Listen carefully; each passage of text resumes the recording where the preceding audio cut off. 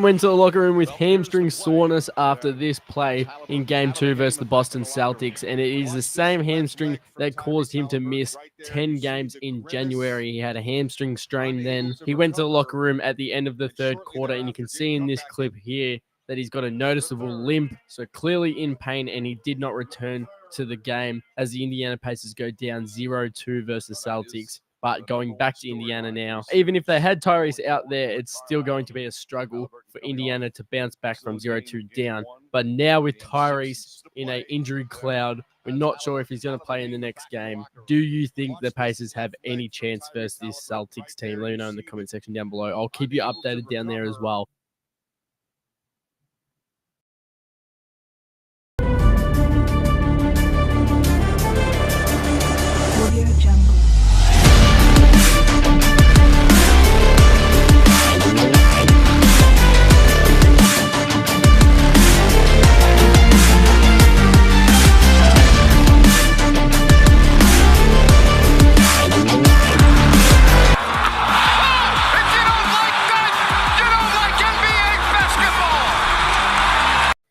And happy Friday, a Memorial Weekend Friday to all of you. How we doing today? Yesterday, what an interesting show. We got off on a tangent with the movies, and in fact, we're going to take it a step further today.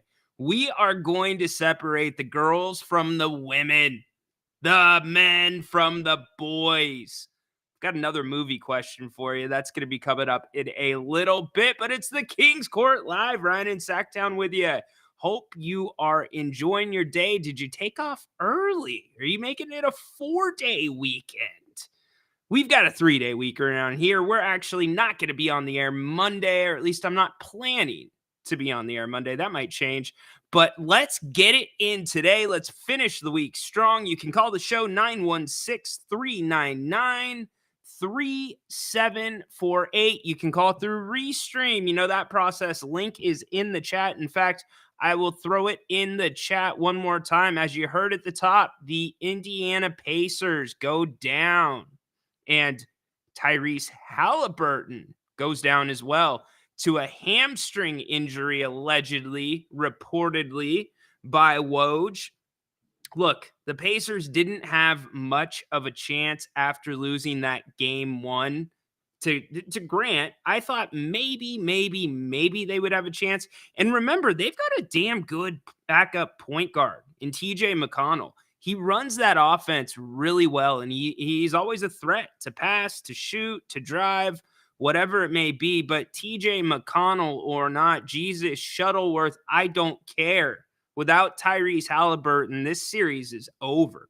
And I tried to make a little bit of an argument that Indiana could maybe bridge it over a couple games, maybe get it to 6. I don't think so. I think Indy's going to be lucky to get 1 in this series as we await word on what Indy is going to look like here in the coming days. Dallas, the T-Wolves, game 2 tonight. Who you got? I expect the T-Wolves to bounce back big, but Dallas impressed me. They sure did in game 1. Luka gets it done. Also, Kyrie gets it done. Man, to me, I don't understand why the T-Wolves, hey, what's up, James Kelly? Why the T-Wolves aren't pushing Luka out more. Dallas is ripe for the picking if you press them. And I kind of think Minnesota has got the guys to do that. I think they can run a little press if they want to. So we can get to that as well. I said Memorial Day weekend. For many people, it's an extra day off. It's time. It's the official start to summer. Actually, it's not the official start to summer. The official start to summer is actually my birthday, June 21st.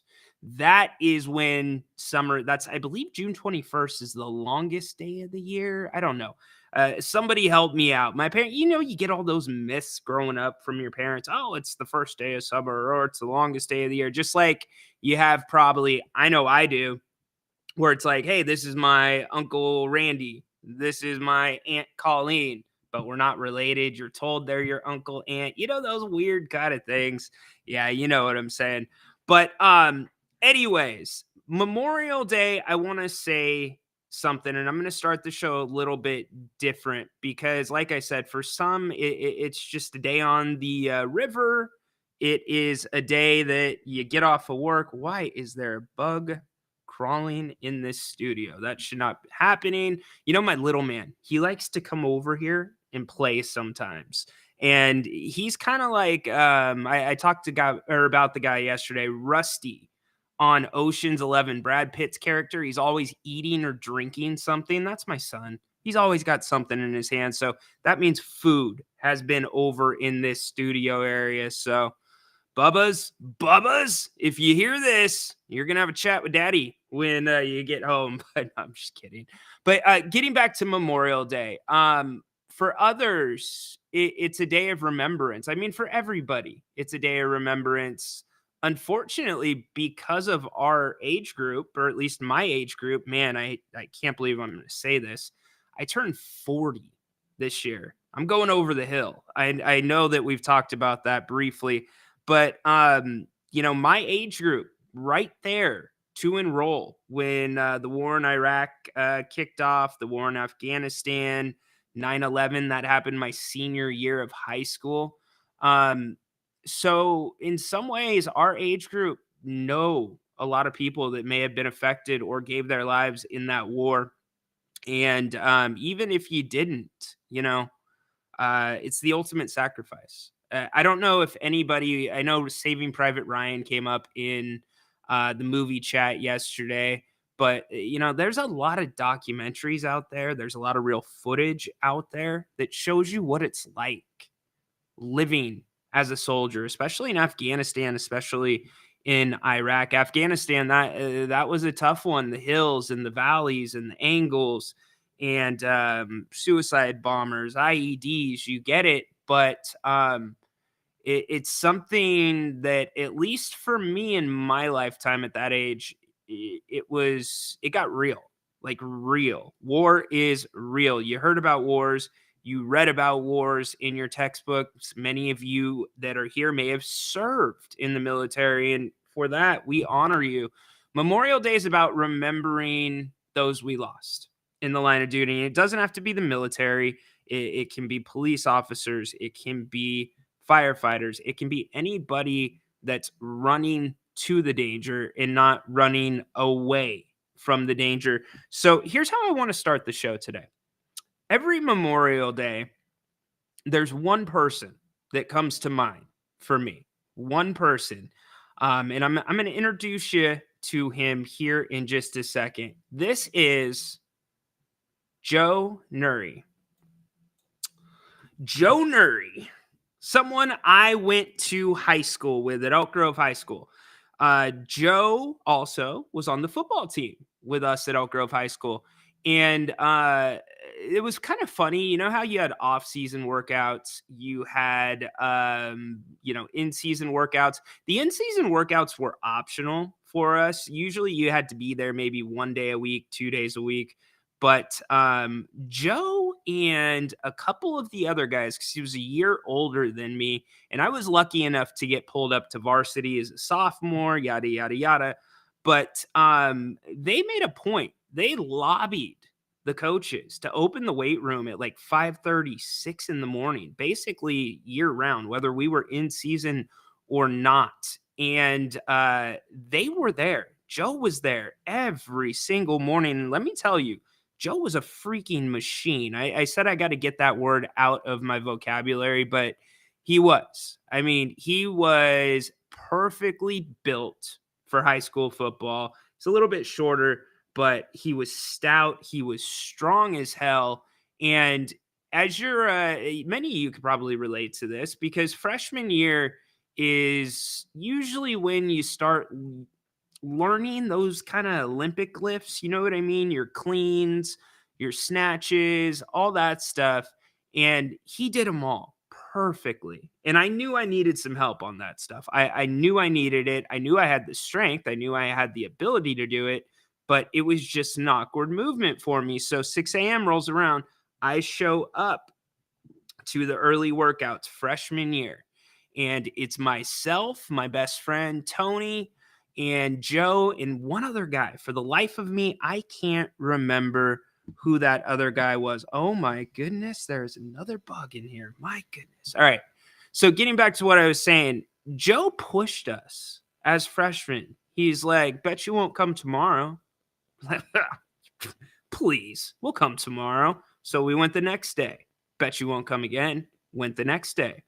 Bet you won't come again. In fact, if you don't come tomorrow, we're going to can you. You guys remember Freshman Friday where you got thrown in trash cans or messed with, tied to the goalpost?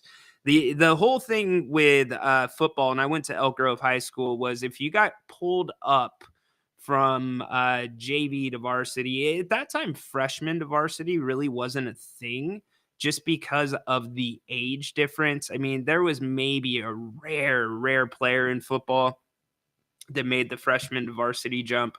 But sophomore year, when you got pulled up to varsity, no matter if it's summertime or if it's raining down in the winter, our practice field had this area. And I swear, I feel like the coaches did this on purpose. Like they kept this mud pit just ready to go. And if you got pulled up to varsity, you had to go through the mud pit. And you didn't go through the mud pit just with your clothes on. You went through the mud pit in full pads. And let me tell you, it is a pain in the ass to try to get all of that stuff out of your pads, your helmets. You can get it out of jerseys, you can get it out of pants, but it sticks with you. And that's why they kind of made you do it, I think, because they wanted it to stick with you, right? It was kind of that memory, is that team building.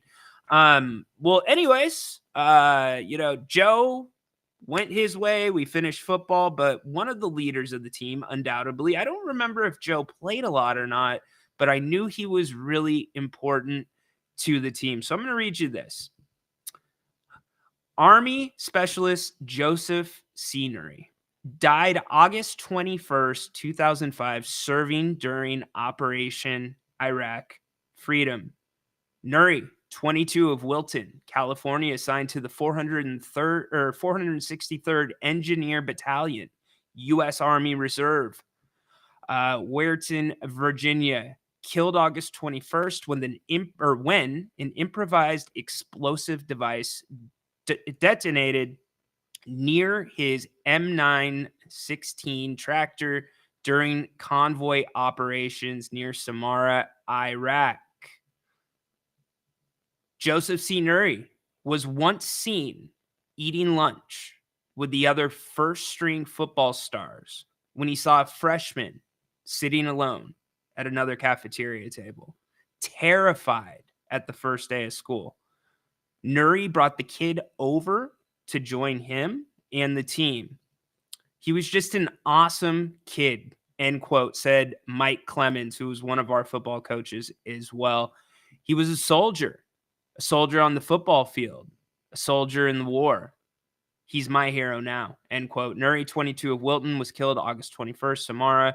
Graduated high school in 2001 and was based at Weirton. Despite his 5'9" frame, 170 pounds, he became a defensive lineman for the football team. I do remember that.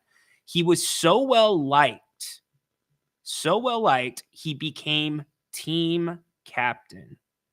If you told him to be in the weight room at 6, he would be there at 5, Clemens said. He took definite aim on what he was going to do. After high school, Nuri attended Cal State Sacramento for 2 years, majoring in construction management. Then, changing plans, he joined the Army Reserve. While awaiting assignment, he attended American River College. He is survived by his parents, Charlie and Leah. I wanted to read that because that wasn't just something nice to say about somebody. That was Joe Nuri. And I'm not sitting here acting like Joe Nuri was my best friend, because he wasn't. But Joe Nuri, what he did to that freshman, he did to me. And you know what happened? I never missed. Tony and I, we kept the 6 a.m. weight room going. That was something that we made sure after Joe graduated, we took that torch. And we still showed up at 6 a.m. when there was only the two of us and maybe one other person. And we started dragging people into it. No matter if we had a football game the Friday night before, we had a basketball game the night before, we were in the weight room at 6 a.m. Joe set a standard for the rest of the team, and his work ethic was contagious. He is a hero, an absolute hero. That is just one story of one hero from Elk Grove, California that I happened to go to school with. Joe, thank you for your sacrifice.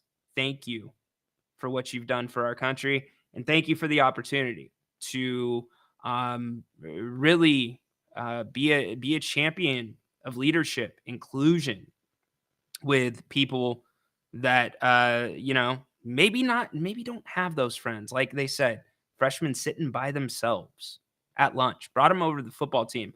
Imagine when you were a freshman in high school. Just think about it. Imagine when you were a freshman in high school. You don't know anybody except the people you're coming into school with. Maybe you know a couple other upperclassmen, right? I mean, at least for us in high school, we had different groups. And I know this is going to sound funny. You had the jocks, you had the cheerleaders, you had the cowboys, you had the gangsters, and then you had kind of the gothic group. And then you had the group that just, as soon as school was over, they ran off campus because high school sucked. I wasn't one of those people where high school sucked. I had a good time in high school. I got to participate in a lot and I got to meet a lot of people, have fun experiences because of sports. But that's pretty damn daunting and pretty damn cool that an upperclassman, somebody that is a captain of the football team, was doing things for people when nobody was watching. And that was his MO. So again, I was not best friends with Joe. We were in the weight room a lot together. He was a model of exactly what you wanted to be when it came to work ethic, when it came to toughness, when it came to, look, I told you yesterday, Rudy is my sports movie. That's my story. Joe wasn't a big dude, 5'9", defensive lineman, team captain. Are you kidding me? So I wanted to share that about Joe with Memorial Day coming. And if any of you would like to share any stories about somebody that you think about on Memorial Day, please feel free to put them in the chat. You can call the show 916-399-3748. Also, you can hit us up through Restream, which we've got right here. I'll put that in the chat again. I have not gotten to your chat, so we're going to go bottom first, and then we'll work our way back up. Thanks for Sharon G. Okay, I must have missed that one. BJ, thank you for your service and sacrifice. Absolutely, Joe. Absolutely. Elk Grove does a really cool thing where they, in preparation for Memorial Day, across like our freeway overpasses, definitely lining Elk Grove Boulevard as you go to Old Town Elk Grove. They've got remembrances hanging from the light poles, hanging from wherever, with anybody that made that sacrifice for our nation. Sounds like a real stand-up guy, Rip Joe. He was. And again, we all know that guy, right? Every funeral has that guy that like maybe talked to the person one time, but all of a sudden they were best friends, right? That was not Joe and I. But I was around him a lot in the weight room. And in fact, I probably would not have been able to build the relationship with some of the coaches. Specifically, I'm going to go Uncle Rico here. Ed Lombardi. Anybody that's played football in the Sacramento area, you probably know that name. He was the Elk Grove coach for a really long time. Also, Dave Hoskins. Coach Hoskins, what a character. But Lombardi, he was a living legend here in Elk Grove. I mean, I don't know if you remember the 98 year it was the big thing. It was Elk Grove and Grant. We had Lance Briggs on our team, Ryan Dinwiddie on our team, all these guys that were going D1. Grant had the Wizinator, Ontario Smith, and some other guys. But Coach Lombardi resided over all that. In fact, our football team was the last Elk Grove team, I believe, to go undefeated and win the championship. But Elk Grove was a powerhouse back in the day. It was maybe they still are. I don't pay attention too much to high school football anymore. It's like Elk Grove, Grant, Oak Ridge, Nevada Union, and a few others. Jesuit. I'm going to leave some teams out.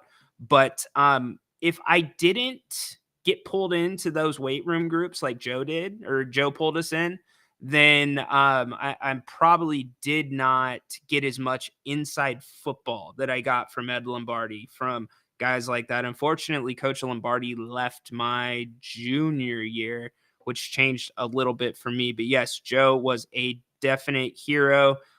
Bane, face crying. Yeah, I don't want to make you guys sad, but I want to honor him, because when Memorial Day rolls around, he is the person that comes to my head. And I'm sure some of you have somebody like that. Thank you. Yes, well said, Sea-Dog. Thank you to all who have served and continue to serve. Yes, indeed. Baki hopping in tomorrow. Gonna have the new old EuroLeague champions. All right. EuroLeague coming up.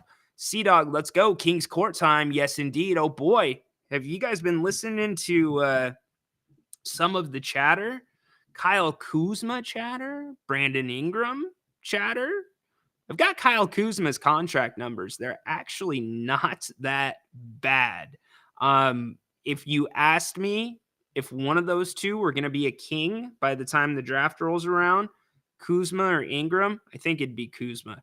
I think Kuzma fits in a little bit better with what this Kings team wants to do. I get Ingram could spread the floor for Domas, but Ingram is just too much ISO. It's too much ISO. Kuzma can do a little ISO too, but he can also play the team game. And then also Ingram, he gets hurt so much.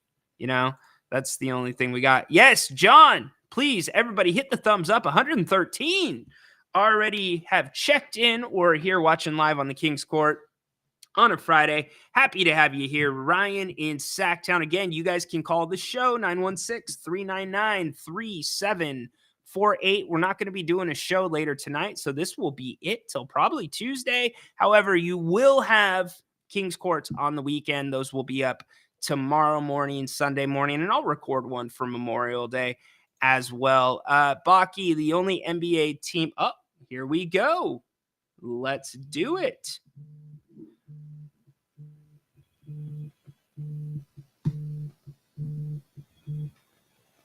Welcome into the King's Court. You're on with Rhino. What's up, Rhino? It's TC. TC, what's up, my brother? How you doing on this Friday?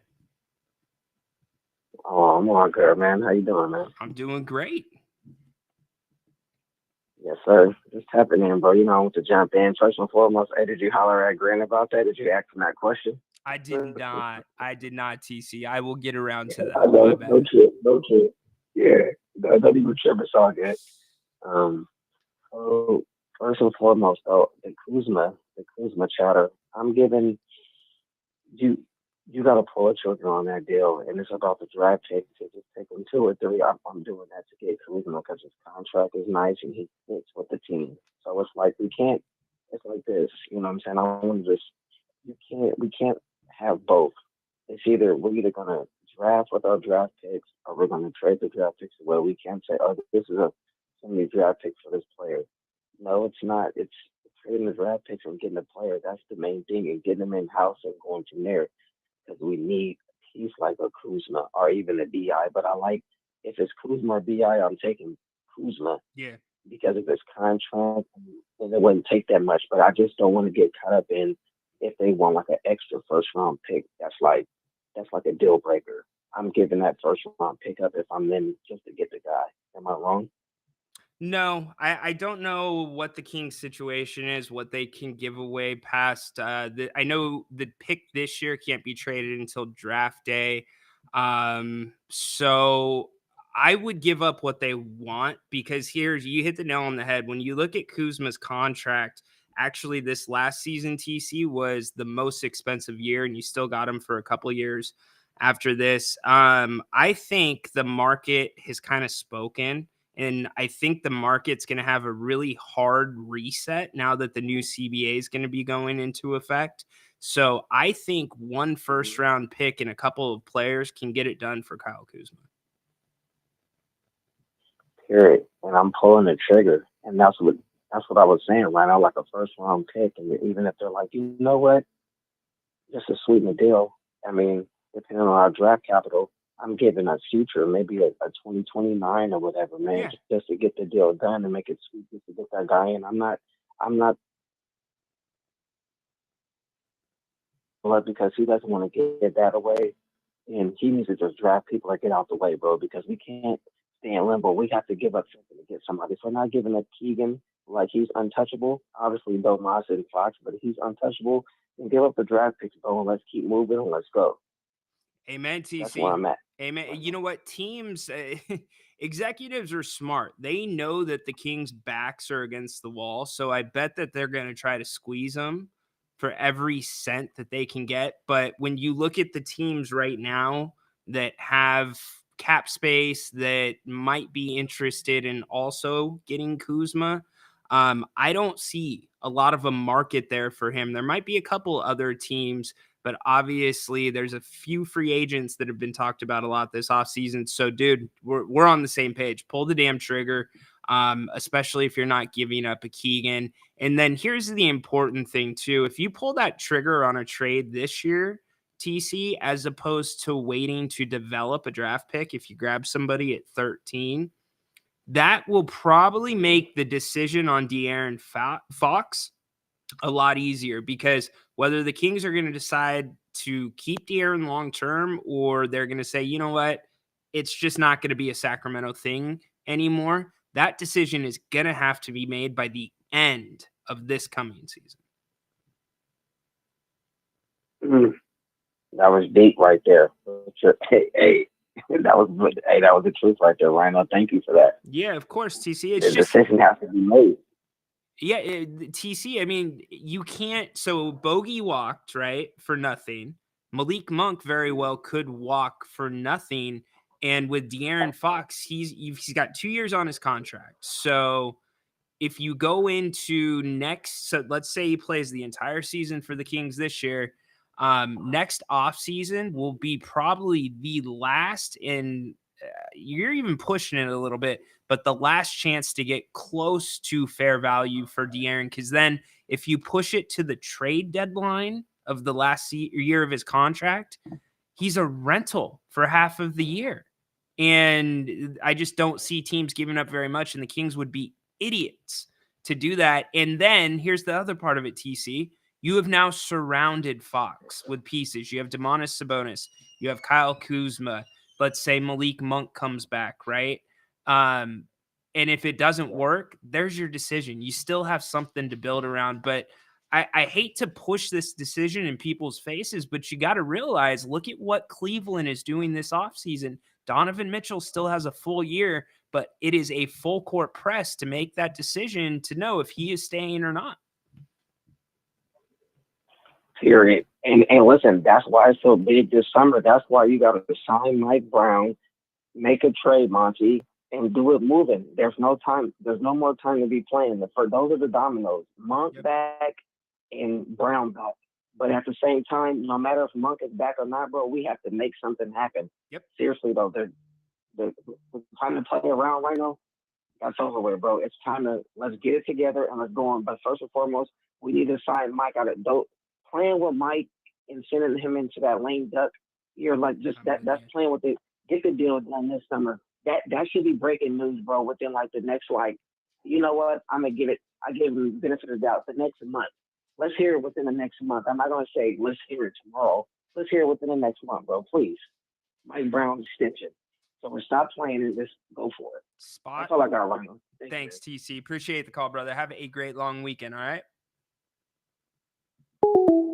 That is TC calling on the Kings Court line, 916-399-3748. You guys can follow him up. He makes a great point. It's go time. That's why you hear the Kings have to swing for the fences. And you've heard that from some of the closest insiders to this team, Sam Amick. James Ham came out with a report that ownership may not be happy with Mike Brown. Okay. Can Mike Brown come out with a report that says Mike Brown might not be happy with ownership? Because that would be just as fair. Grant, Jerry, they didn't think it was a huge deal to let Mike Brown in. Technically, next year, it's not a lame duck, or this season's not technically a lame duck because there are options for that next year. But it's the respect level, right? There is a level of professional respect that goes into this. And you look at what Mike Brown, whether you agree with some of the decisions he made last year or not, and I've been critical of some of those, who else are you going to get other than Mike Brown? I don't know what Vivek is looking at when it comes to, oh, well, maybe we don't want to pay coaches $10 million. It's the going rate for a good coach. You can't say Mike Brown isn't a good coach. He was the coach of the year last year. And look, if Monty McNair at the trade deadline, both trade deadlines that Mike Brown's been a part of, retooled, he gave Mike Brown the ammunition, right? And it didn't work. Okay, you really have not given Mike Brown very much ammunition. In fact, Mike Brown came in with many of the same pieces that were carryovers, or at least that star group. I know Sabonis was here half a season at the deadline with Hallie traded, but this is a dangerous game of chicken to play between your coach, De'Aaron Fox, and now what they're in with Malik Monk, because as good as we thought the Kings are or can be, and that window for a championship, or that window to possibly, cough button. Sorry about that. That window to contend, as close as we are to that window, you are also one card away if you just pull it out the wrong way, where it could all come tumbling down. So good job by TC. We'll get to some of the responses there in a second. I'm sure they will be aplenty. Let's see. BJ's prayers for your son's safe return. Oh, BJ, is your son serving? Okay. Let's see. I think of my son every day. He's serving in the Army, currently in Poland. Looking forward to seeing him back in the USA. That is great stuff, BJ. Please tell him thank you for his service. I can't imagine that is easy. Yeah, TGIF by Bart. Do you remember TGIF on ABC? I was like the perfect age for when all that was going on. You had Step by Step, Family Matters, Full House, and there was one more show. Why can I not remember? Was it Tool Time? Was it the Tim Allen show? Were those all Friday nights? I think Tim Allen was a different night. But TGIF was a real thing. Full House? Oh, my gosh. I used to love Full House. Yeah, Riley, that's right. Dante Stallworth. He was on that team. Let's see. Nevada Universe Grant, A Clash of Cultures. Yeah. I wouldn't as much say cultures. I would say styles. They played completely different, right? Let's see. Oh, Tedora. Hold up, Tedora. You got your own handle now? Your dad gave you social media? What? Holy moly, Jimbaboli. Are you kidding me? Good job. Ingram is injury prone, as Grant has said. No thanks. 100% with you.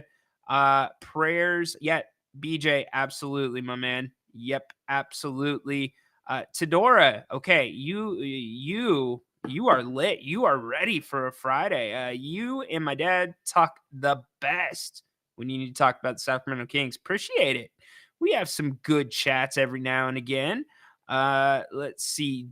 Bane. I don't know if that's a link or what, but anything with Rocket and Red, I don't know that I'm going to put that up in the chat. Oilers double OT Gabe winner last night. I know. How about that? A lot of people are talking about the hockey playoffs. Edmonton, man. Edmonton, and Mr. Connor McDavid if you need him. Sea-Dog, thoughts on the report out of Cleveland that they fired Bickerstaff because he was too hands-on? I guess coaches aren't allowed or can't coach anymore, right? We, Grant and I talked about it last night, Sea-Dog. It's insane. Look, I get that the power has shifted a little bit to the players. I don't got a problem with that. But coaches got to coach. And we've explained the difference between coaching your kids' rec league and coaching the NBA. It's more managing. Let's put it this way. In college, the coach is telling you what to do. Okay. High school, coach is telling you what to do. Now, there's some gray area. They might give you a little bit of latitude. You get to the pros, it's a collaboration. These guys are professional basketball players. So it's not one of those things where, you know, you can't be completely hands off, but you're not all the way hands on. And as for that report, here's what's happening. Owners, to me, think the coach is becoming less and less important to the game of basketball. The Bucks getting rid of Mike Budenholzer the year after winning a championship when Giannis went down in the first round of the playoffs. What are we doing? Look, I'm not a Lakers guy. I'm not a Darvin Ham guy. Darvin didn't do a bad job. I mean, dealing with LeBron James. I mean, that has got to be a nightmare. It's got to be just a straight up nightmare. Look at how much things have kind of changed around here since Rich Paul started repping some of your Kings. You know, he's part of the whole clutch thing. But Bickerstaff, look, I know, Sea-Dog, you know this. He is widely respected around the league. You know, his dad was an excellent coach as well. It seems to me they are playing to the taste of Donovan Mitchell and or the core of that team. So I don't know what you want. Is it Goldilocks where the porridge is too hot, too cold, just right? Define what just right is these days for a coach in the NBA. What are they supposed to do? What are they not supposed to do? Because for me, it's refreshing, very refreshing to see Mike Brown pull a guy out. I don't care if it's Davion Mitchell or if it's De'Aaron Fox. Mike would pull those guys over to the spot on the floor during a timeout where a mistake happened, and he'd coach them up. You remember the play where Keegan, he did it. He pulled him over. He coaches him up. The next trip down the court, Keegan is in the right spot and takes a charge. Pretty crazy. Romanowski, Vivek wants Mark Jackson. Ugh. I'm afraid I've got some bad news. Please no. Please no. Please. When Mark was coaching the Warriors, you realize he was not there full time. You know, he was traveling on the weekends, going back home.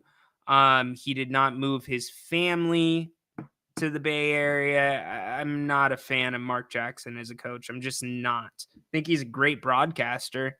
Coach, no, thank you. Appreciate the kind words again, to Dora. Agree, Condog. Hands on. That's a coach's job. Yes, indeed. Full House, right? Full House. What did you think of Fuller House, the sequel on Netflix? I was always, were you guys a DJ or a Stephanie? I think her name was Stephanie in the show, right? Jodie Sweden. I was team Stephanie. I was never team DJ, but then Fuller House came out. Team DJ all day. Let's see. Riley, unanimous coach of the year. Exactly. That was Mike Brown. Hanging with Mr. Cooper. Yes. That was a great show. The teacher who also had played in the NBA. I loved that one. Good pull, Romanowski. Really good pull. Mark, what are the Kings giving up for Kuzma. If I'm Washington, I want Keegan to start, but not much left on Sac roster. Well, it depends what direction Washington's going. That's the big question. I think there's some value there for a guy like a Harrison Barnes, especially if Washington's going to go into a rebuild, and I'm not saying they are, but the price is okay. You know he's going to play a lot of games. You know he's going to be steady. And look, Harrison hasn't really gotten the chance to show out too much here in Sacramento. Harrison was a big part to that Mavericks championship. A big part. Don't forget that. As I said, you can hit up the show via Restream or the telephone line. I know I'm in for a good conversation right now. Bring in our boy Dirk. What's up? What's up, man? Happy Friday. What's going on? I'm here to talk Kyle Kuzma. Do it.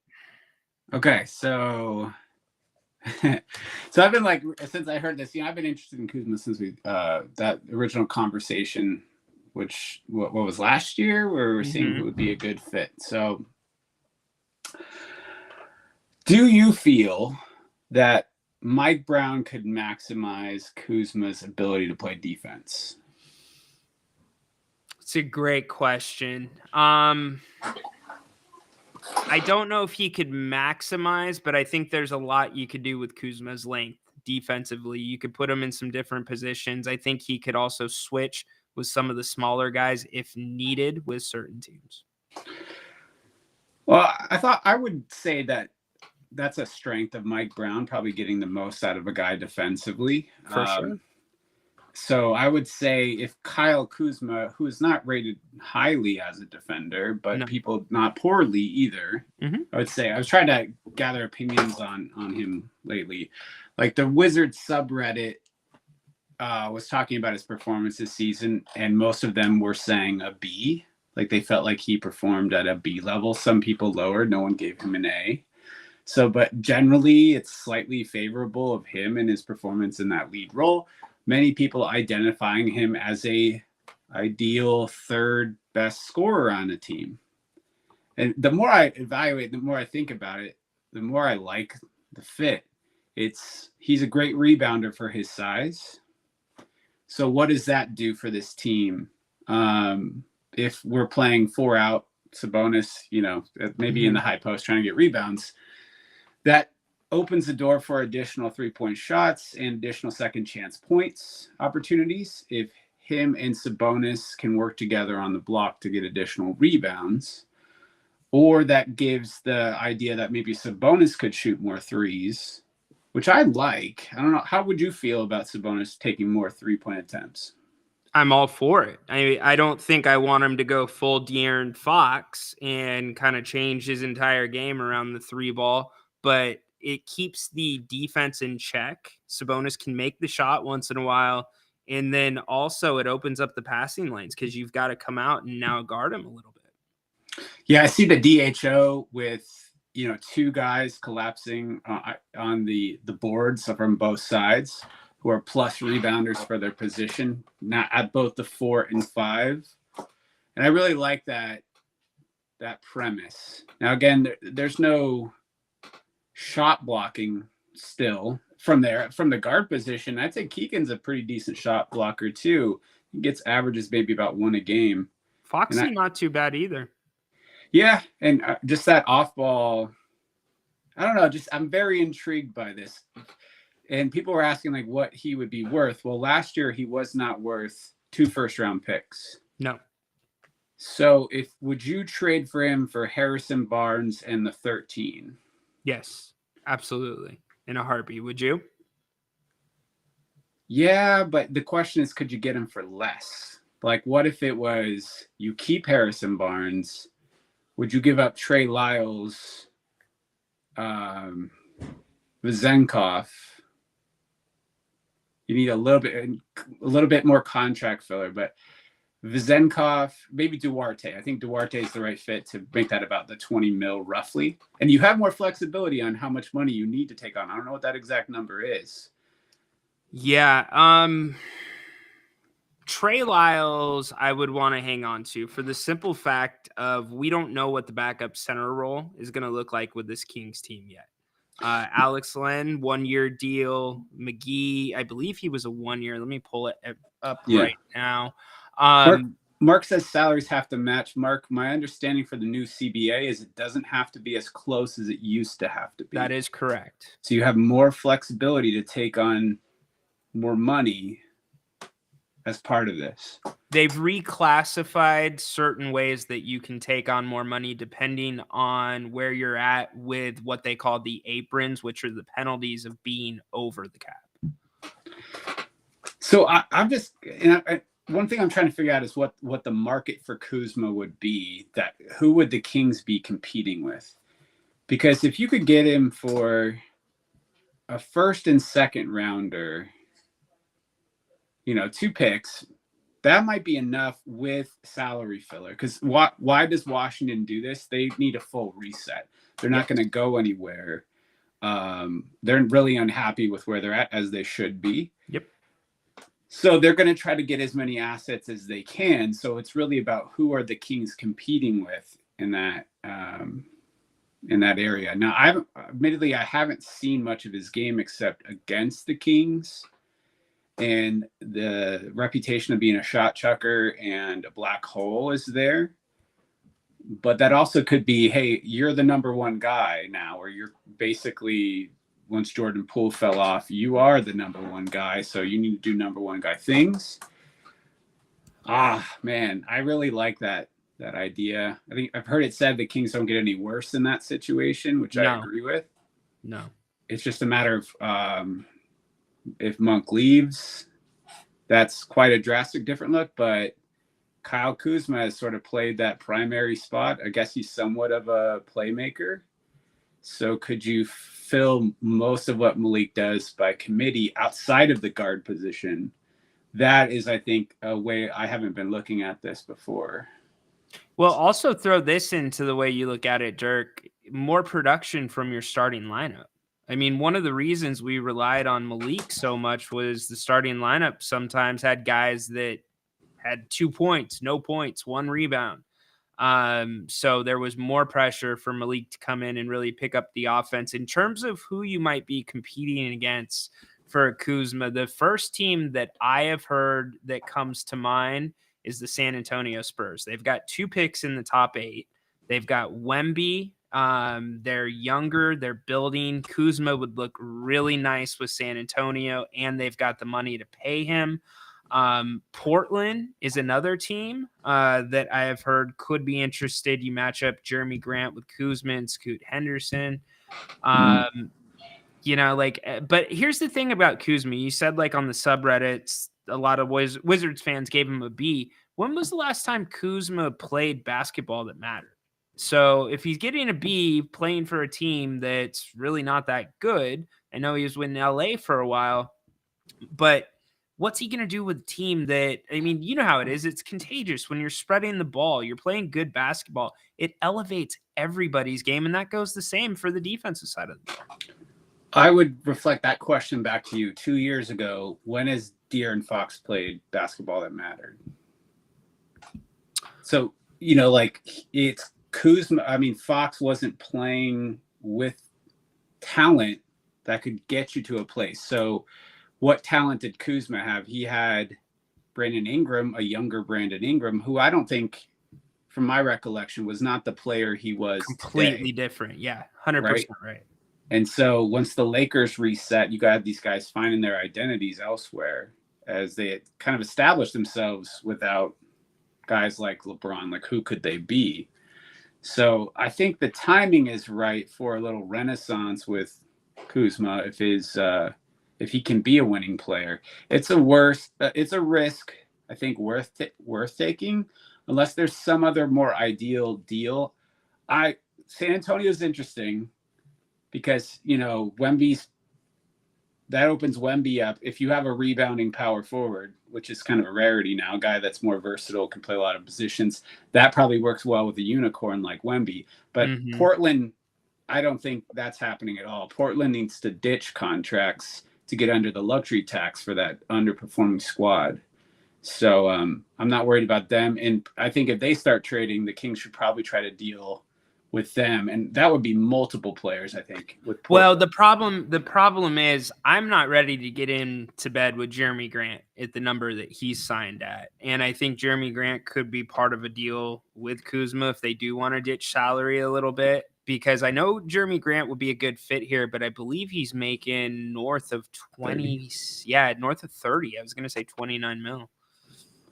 Yeah, and he's gonna. I mean, if they're in a go nowhere franchise right now. They're just trying to figure out a place to go. These guys have been in Portland a bit underperforming, but so would you take, let's say money's not an object. Do you take Ingram? Is Ingram preferable to Kuzma in your eyes? No, I'm taking Kuzma all day over Ingram. Wow. Okay. So yeah, I think we need to go that route. I think that's the deal. Yeah. Ingram, he played more this season, but he's injury prone. Look at his body style too. That is a tough body style to be playing a run and gun offense like the Kings want to play, or even if you want to play physical. Brandon Ingram is not physical. He does not have a lot of dog in him. Kyle Kuzma does. Kyle will mix it up with you. So I think there's a reason the Kings you've heard Kuzma so much. They've tried to target him. I think the price was too steep, and now I guess the Kings are just in that position, Dirk, where it's like, okay, our team's going to really try to squeeze us because they know we've got to swing for the fences, or can they get a fair deal done? And to answer the question, Bane, next year Harrison's going to be making $18 million. Kuzma will be making next year, he is at $23 million, 23.5. Yeah, and his contract decreases all the way. I think his final year down to something like 19 million. So it's a desirable contract. It becomes more really tradable. Yeah. He puts you in a really strong position to trade with other teams if it doesn't work out. Yep. Because the contract decreases, which is, I love that structure. I don't know how that works on guys' motivation. Like, hey, I'm worth $3 million more this year.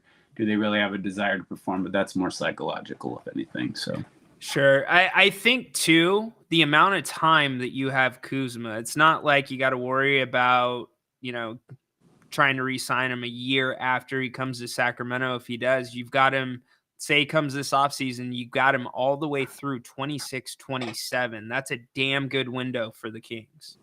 And it's a little bit of Keegan insurance in my mind. So maybe yes, great point. Maybe Keegan doesn't step into this role we all and many of us envision for him. Now he enters, or whenever he enters an offseason, I don't know if it would be next year, after next year, or the year after, where you have to make big financial decisions on what you would offer Keegan. Because he still command a big value this year as he performed this year, just on that premise of some future potential.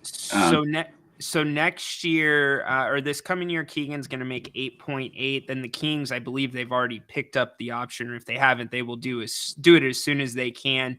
That's at 11.1. And then in 26, 27, Keegan can test the market, but the Kings can match any offers that are made to Keegan. All right, so it's Kuzma, everybody. I think it's Kuzma. And think about this, too. I think Kuzma could learn a lot, or Keegan could learn a lot playing aside a Kyle Kuzma. I do.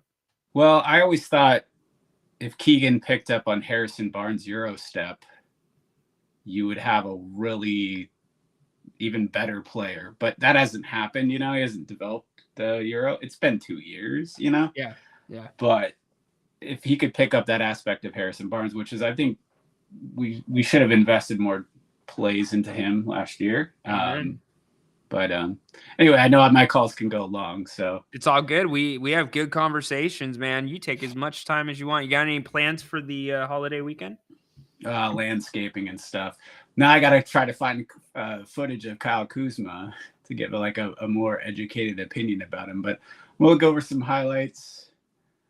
Figure out how he would fit, because I want us to have not only more scoring options but easy buckets, right? And so he scores an ISO, based on just what the shallow opinion I formulated of him based on what I've seen. So I'm always, and I meant to like ask Jerry Reynolds a bit about this. I was late to that conversation, but one of the I'm not one to get nostalgic about the 2002 team, right? But I always remember Doug Christie, Peja Stojakovic kind of interchangeably at the high block. One of them somehow gets down low and they get a bullet pass to an easy layup. I mean, they're there. Yeah. And how does that play develop? And is that feasible in this version of the NBA? Because I don't see any guys do that play. I do see Joker to Aaron Gordon. Aaron Gordon catches it midair to a layup, like that kind of speed, but not what Peja and Doug Christie were doing.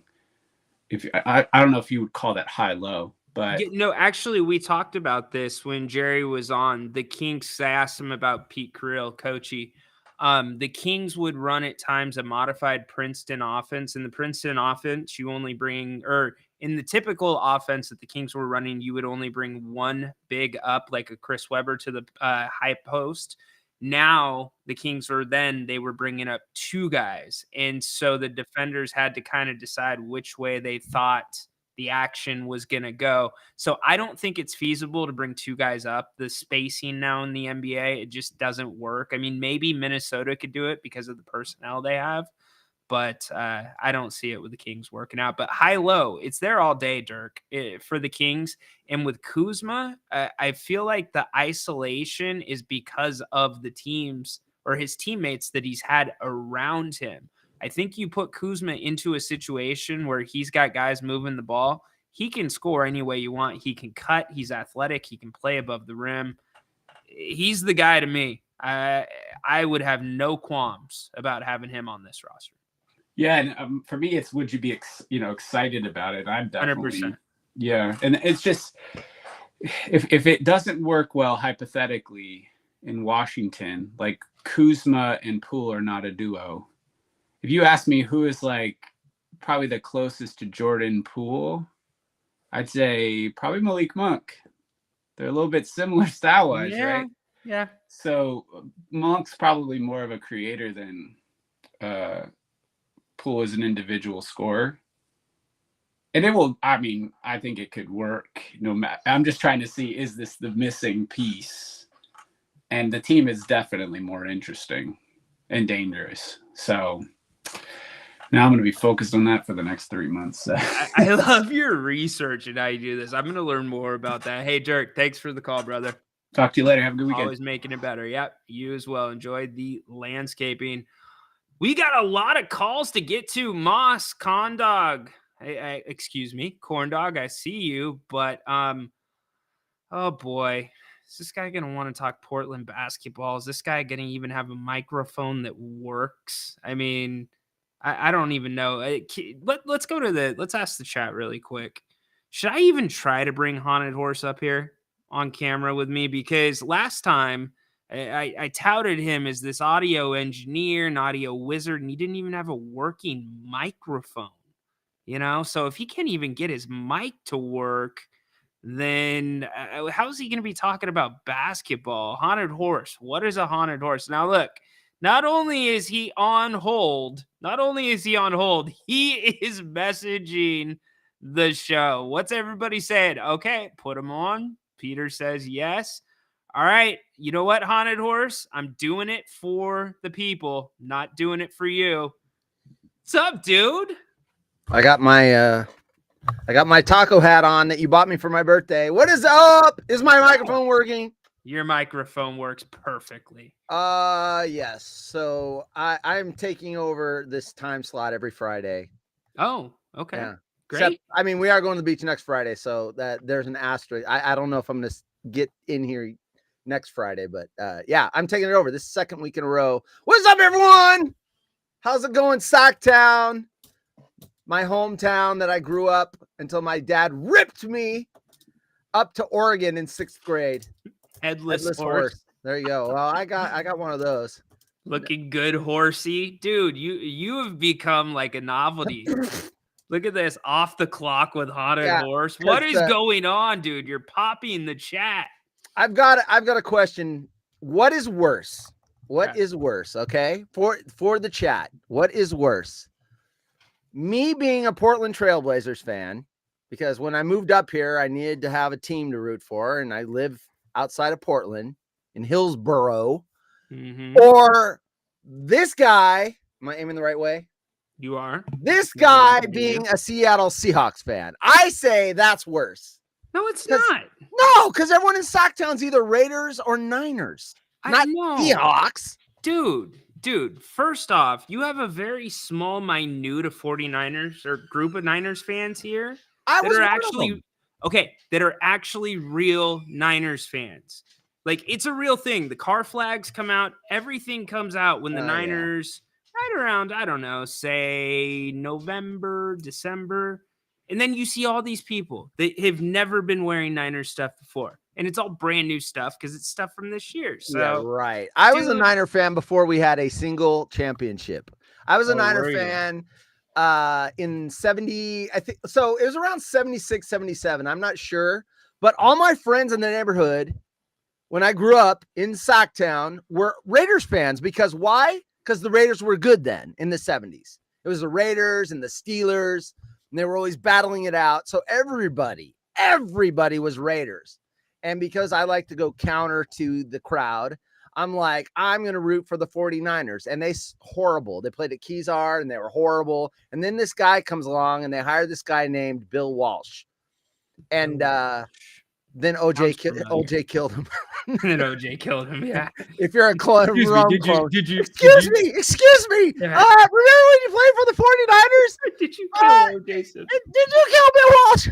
Or Bill Walsh. Anyway, and then they drafted this quarterback out of Notre Dame named Joe Montana, and because I think they had DeBerg before him. Anyway, yeah, and then they got good, and then the bandwagon began. Anyway, I rooted for them when they were horrible, so I'm just saying. And look, it is what it is. It is but what it is. See, King Jim boys. Hey, see, this is my point. You have to explain yourself as a Niners fan. You're like, look, I rooted for them before they were bad. See, I'm a real Niners fan because there's so many Niners fans that aren't. Well, I'll tell you, in the 80s, everybody, because I lived in Oregon then. Everybody, bandwagon. I'm like, are you freaking kidding me? No, I'm not. But, you know, what are you going to do? Everyone in school, bandwagon. Oh, yeah. No, I saw a horrible, crappy product. And it was always Raider games on the television in Sacramento. I mean, it was Raiders everywhere. It was a Raider town, which makes sense. They're closer, technically. They're a little closer. You know what I respect about Raider fan? Good or bad, yes, Raider fan is always the same. Always the same. Yeah, absolutely. Hey, I went through a Niner season where we won one game. I went through the Nolan coach and the Alex Smith #1 pick bust and all that crap. And I stayed loyal to my team. I did not hop off. So yeah, we've had some bad years recently, but 10 years ago, they're garbage. You guys just can't finish, man. I know. You guys try to stack the deck, you buy talent, and you just can't get it done. Well, I don't like playing Kansas City. That sucks. They're good. I'm going to give you the benefit of the doubt. You guys would have won the Super Bowl the year that Purdy got hurt. I truly believe that you guys probably would have won the Super Bowl that year. That was brutal. Yeah, and then we lost to the Ravens with Kaepernick quarterbacking, and we were close. We almost closed that deal. Almost. I was waiting for you to go conspiracy theory guy on me. They turned the lights out on purpose. Cupid. Yeah, Cupid. I'm an Oregon Ducks fan too, and we played Tennessee and we were down like 3 scores, and the Lightning knocked the power out, and then we came back and won that game. So power outages aren't always bad for my teams, but yeah, that was weird. Yeah. So dial us in really quick. I know you don't pay attention a ton to the Blazers. Talk about Kevin Duckworth. Boy, I remember those Blazer teams. Yeah, awesome. So I remember Duckworth too. Dial me in. What's the narrative in Blazerland right now about this team? We're rebuilding. No expectations. I was one of the few people that wanted to trade Dame because we were not going to win a ring. and I didn't want him to be part of a rebuild. So we got. I mean, that was a good trade. We got a lot of assets there, and so we've got a lot of young kids, and we've got to. They've got to learn, and we're fine with it. Towards the end of the season, there were a lot of empty seats in Blazerland, but I like how you just give me that's scary. I'm giving you the screen. No, I know that's terrifying. Look at my big ass face on this monitor. Anyway, you stream for a living. You shouldn't be scared to see. You know what? It's more nerve wracking being on your show. Why? Because if I screw it up, I screw up your show. If I'm on my show, everyone knows I screw up my show. So it's no big deal, but it's pressure. Like, what happens if half your audience leaves because of my big face on your screen? Dude, you when you come up the people wanted you, man. They're like, bring him up. That's like when you went on Rome. Everyone's like, yeah, let Ryan on. And then you went on and everyone's like, oh, that was a bad idea. Yeah. We have a complicated relationship. You do. Dysfunctional. We have a complicated relationship. Anyway, you made the week that was. Well, someone insulting you made the week that was today. So lovely. Yeah, there you go. So I heard Ryan in Socktown in the week that was. Some. He called me out. Obviously, Rome knows that I have a son, and he knows that I'm married. I know. Oh, where's my these drop? Talks. Oh, where's my drop? And you have a son. That's Yeah, I won't do it on your show. Yeah, and then he goes, "Well, I'm not going to drop it," but. He goes into a little rant about, Ryan, you've had with a girl? Yeah. You procreated, Ryan? Yeah, you had a kid? What? That means you've had sex? What? Knucklehead. Getting to 66 Kimball. Even Montana went to Kansas City. That was hard for me when we let Montana go because we had Steve Young sitting there. And the guy was like, I'm not going to sit here my entire career waiting for my turn. And I think we gave Montana... We allowed him to leave. I think we got a second round pick just as a way to make the trade. And I was a Kansas City Chiefs fan briefly. Now, if they played the Niners, I'm Niners. I'm not rooting for Joe Montana to beat my team. But I had for a brief time, I pulled a Tyler, which is a friend of ours. I had a AFC team that I was rooting for. Because Joe Montana is great. And I, not to humble brag, but I got to meet him 3 times at fan events. It's not like, and he's just a cool dude. I mean, the Jim Boys is the best. I'm not going to lie. I don't know about this. Are you paying people in my chat to put nice things in here about you? I'm not. I mean, I paid him last time. Maybe they figured since they got paid last time, I'll pay him again. Yeah. So what's the update on the Gym Boys sponsorship? We're gonna wait until your basketball. I want to wait till your season starts ramping up, and then I gotta get my free tacos. I'm still trying to find the guy, or the man or woman who's vice president. They totally ghosted you. Watch. Right? We used to be an S Corp, us Gym Boys, and now that we're an LLC, your agreement no longer is in place. I don't think you can do that. I think all those agreements have to follow the new company. So I look, they're not. I haven't reached out to him since I emailed the guy that email's address was 10 years old. So I'll get on it. I have a note in my stack of notes. This guy in his notes. That you love your notes, Boys. What that will be a thing because it's I'm going to be down there in 6, 7, 8 weeks somewhere in there. So I will let the audience know you will let them know because you and I are gonna go there together. Maybe when you're in town, we could rap together live in studio. There, yeah. Absolutely. Wheels. Yeah. Brian Wheeler. He's talking about the, what's cool is Napier had some good Brian Wheeler stories when he was talking about, and I think Grant Napier, I think his first ever game was in Portland. Yeah. Yep. Yeah. So I listened to all that stuff. Wheels went up and greeted him, made him feel welcome. Yes. Yep. Absolutely. Yes. So, anyway, good stuff. The guy that calls the Blazers now, this is probably boring to your audience unless they're clones. Chad in Portland's co-host now calls for the Blazers. Oh, does he really? Yeah, Chad in Portland. He's a clone as well. Chad's Jim Rome clone. So Good anyway, stuff. You got any plans for the long weekend?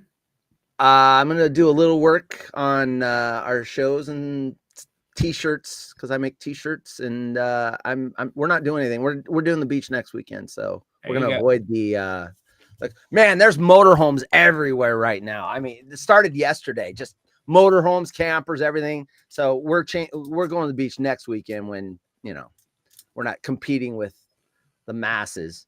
Yeah. Okay. So really quick, I'm going to ask you a question, and then I'll let Haunted Horse tell you all this. I'll give him the full screen in a second. We have a place in Strawberry. Our family does. And my wife just hit me with 10 minutes before I started the show. Hey, you want to go to the cabin this weekend? And I'm like, are you insane? I'm like, no. Go 10 miles an hour up No, highway. Is it 50? Not. Yeah, highway 50. Right? Yeah. And she's like, well, I already talked to your mom about it. So look, she worked the back end. You. She worked the back end because we haven't seen my Oh, parents in wow. a couple of weeks. So she has officially put me in a corner. So, okay, Oh, wow. two things, because I'm going to start asking everybody this. Moss, Corn Dog, coming to you in just 1 second. First question is, because yesterday we were talking about the greatest movies of all time. We're going to put a bracket together. But at the start of the show, I said we're going to separate the men from the boys and the women from the girls. So I'm going to put you on the spot. I'll do mine in a little bit. Right. What is the one movie that you absolutely love, but you're embarrassed to tell people that you're embarrassed? What is it? Oh, I mean, I probably got a really good one, but I'd have to think about it. See, that's on the spot. I'm trying to think of something that would be embarrassing. Hold on. Give me a couple seconds. I'm trying to go into my romantic bag. That would be, you know what? Wells would answer this really easily. Our friend Wells, he'd be like, oh, hey, I mean, look, it's funny because Wells likes this movie too. Titanic's a good movie. And I mean, it's romantic and everything, but I called Titanic the perfect movie because there's something for guys. There's like fighting and there's like action. There's the romance story for ladies. And then there's this historical thing for older people that want to follow the historical. That's one of the perfect movies. I saw that 9 times in the theater. Titanic. You saw Titanic 9 times in the theater? Yeah. It was good. That means you spent like $100. Well, back then it was like $5 for a ticket, or $5.50 or whatever. Yeah. You must have really and I don't do that. I don't go see movies multiple times in the theater. Interesting. But that was one of those movies I'm like, you know what? Once it leaves the theaters, 9 different dates. There's certain movies that are so big that the television's not going to do them justice. And that was before, you know, the high def TVs and all that stuff. So if you were renting a video, it was the pan and scan, where it was the boxy television and they would pan it back and forth to try to, it was horrible. Oh boy. Okay. So we're getting questions. Dennis is new to the channel. Everyone's giving me crap about that. So I'm gonna put you full screen. I'm gonna give you 30 seconds. Tell people where they can find you. Tell them what you do. The floor is yours, Mr. Titanic. They don't want to find me now that I saw Titanic 9 times in the theater. They want to hide from me. Anyway, Hollywood Rejects, all one word, HollywoodRejects.com. That's my website. You'll find content of all my stuff. I do make t-shirts as a side hustle. And I answered this in the chat. What's my Twitter handle? It's Haunted00Horse on X. If you follow me, you're going to see a lot of Jim Rome tweets between the hours of 9 p.m. Pacific and noon Pacific, because I do at Jim Rome 5-6 times a day. And every once in a while they get through and get read. But Hollywood Rejects is where you find all my stuff. And you know what? If you go there, here's the secret. If you go there and look on the left-hand side links, you will see a link to Ryan and I's show, and he's embarrassed about it. And you'll watch him be embarrassed because I embarrass him nightly on that show. You never know what's coming out of my pie hole, and when it does, you're like, oh, yeah. And emoji gifs on there that you hate. Yeah. The gif with the stuff, and you hate that, and I embarrass you a lot, and you're a good sport about it. I'm all for the show. Sorry, on my screen I've got like a little thing. I'm all for the show, but it's the gifts, it's these stories, and it's a fun show. It's a different show though. Yes, and it's not a show you want to watch with your kids. Let's just put it. It's nothing terrible, but we just mature. It's more of a mature audience. We rap about weird news, stuff that's going on the Rome show. Yeah, whatever it may be. I look for news stories about human interest types things, and different. I mean, so it's. You bring up a really good point. I'm glad you said that about the tweets, because like you'll see my Twitter page, and I've really kind of dropped down on how much I'm tweeting at Rome now. But you'll see goofy stuff there, and that's exactly what it is. It's a Rome thing. If you know the show, then you'll get it. If you don't know the Rome show, then you're probably like, why is this dude talking about Bakersfield? Yeah. 3 hours. So it's that 3 hour window where it's Rome stuff. And then the rest of the time, it's whatever I'm interested in, whatever you're interested in, King stuff and everything else. But that 3 hours, you will see, at Jim Rome, and you'll see different things being tweeted at the show. And look, we get read a lot, so it's fun when you're hearing your tweet get read. So anyway, you gotta. All right, Corn Dog is in the wings. I gotta get out of here because I'm waiting to hear from Corn Dog. You're waiting to hear from Corn Dog. I heard him twice yesterday. He was on twice. He came twice. He brought it. Dude, so we're gonna. Yeah, you know what? Why don't you transition Corn Dog in? All right, give me 2 seconds. What was the question, real quick? On the TV shows, I just got home, and you guys were talking about Mr. Cooper or whatever. All the shows that were on TGIF Friday. It was Full House, TGIF Family Matters, Step by Step. Well, it might have been Hanging with Mr. Cooper, the fourth one. I think okay. Friday. Okay, got it. Yeah, more family oriented because most of the older people or whatever are going out clubbing and everything else. So it was a family. Yeah, no, that was good. All right, brother. So what am I doing? I'm introducing Corn Dog. Yes, you're bringing in the corn. Look at this dude! Woo! Corn Dog's here. Best name ever. I am jealous that I'm not Corn Dog. Freaking awesome. What's up, dude? What's up, Haunted Horse? Yeah, the first. You got Corn Dog. I should have thought of that first. Damn it. Yes, and Jim. Are you a fan of Jim Boy's Tacos? I love Jim Boy's. Anytime I'm in the Sac area, I have to have it. Love it. I love it too. We had one in Stockton, and no one went to it but like me, so it closed down. Let's make it a party. Look at this. Mr. Moss, The 3-day weekend party. What's up, guys? What's up, gentlemen? What's up? Yeah. I want my Jim Boy's Tacos back in Stockton. I have to go all the way to Sac to get it. Dude, I've got to go 8 hours, so there's no complaining. And they used to have one in Redding, California, and it closed. So I got to go all the way to Sacramento to get Jim Boy's. Yeah, that Tahoe burrito is fire. If anyone has not had that yet, it is fire. What's your favorite thing from Jim Boy's again? Later. They got that 70 cents taco right now too. I think you spend like $5, you get a taco for like 70 cents.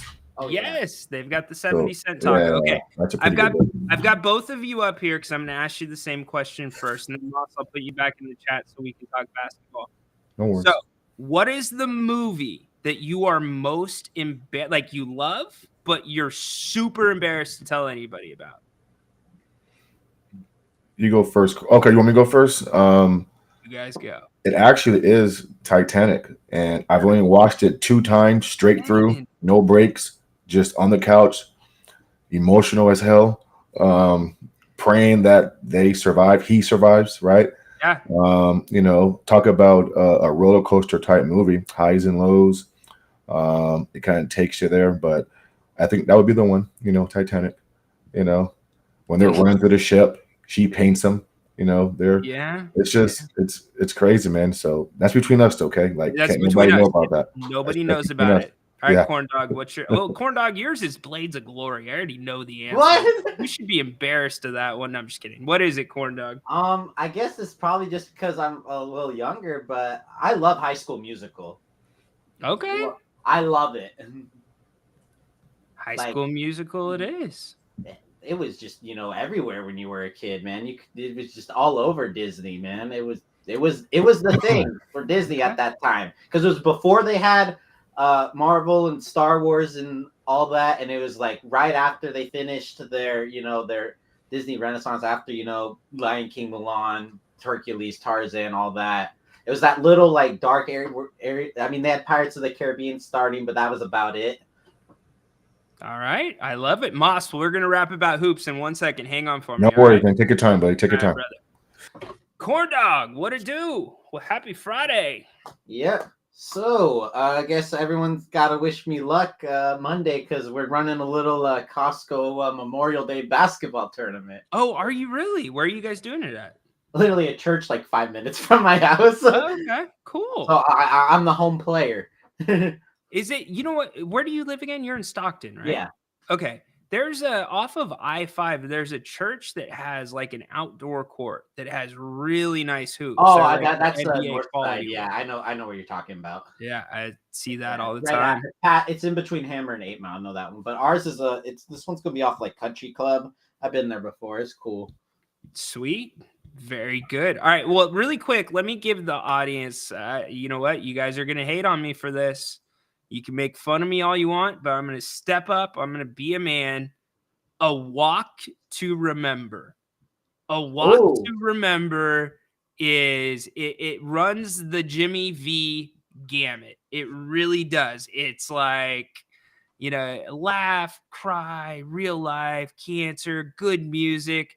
All day, give me a walk to remember. I don't know, maybe some Reese's cups, and close all the windows, blackout windows, so nobody sees me watching it. I like that one a lot. You know what? That's not a bad one.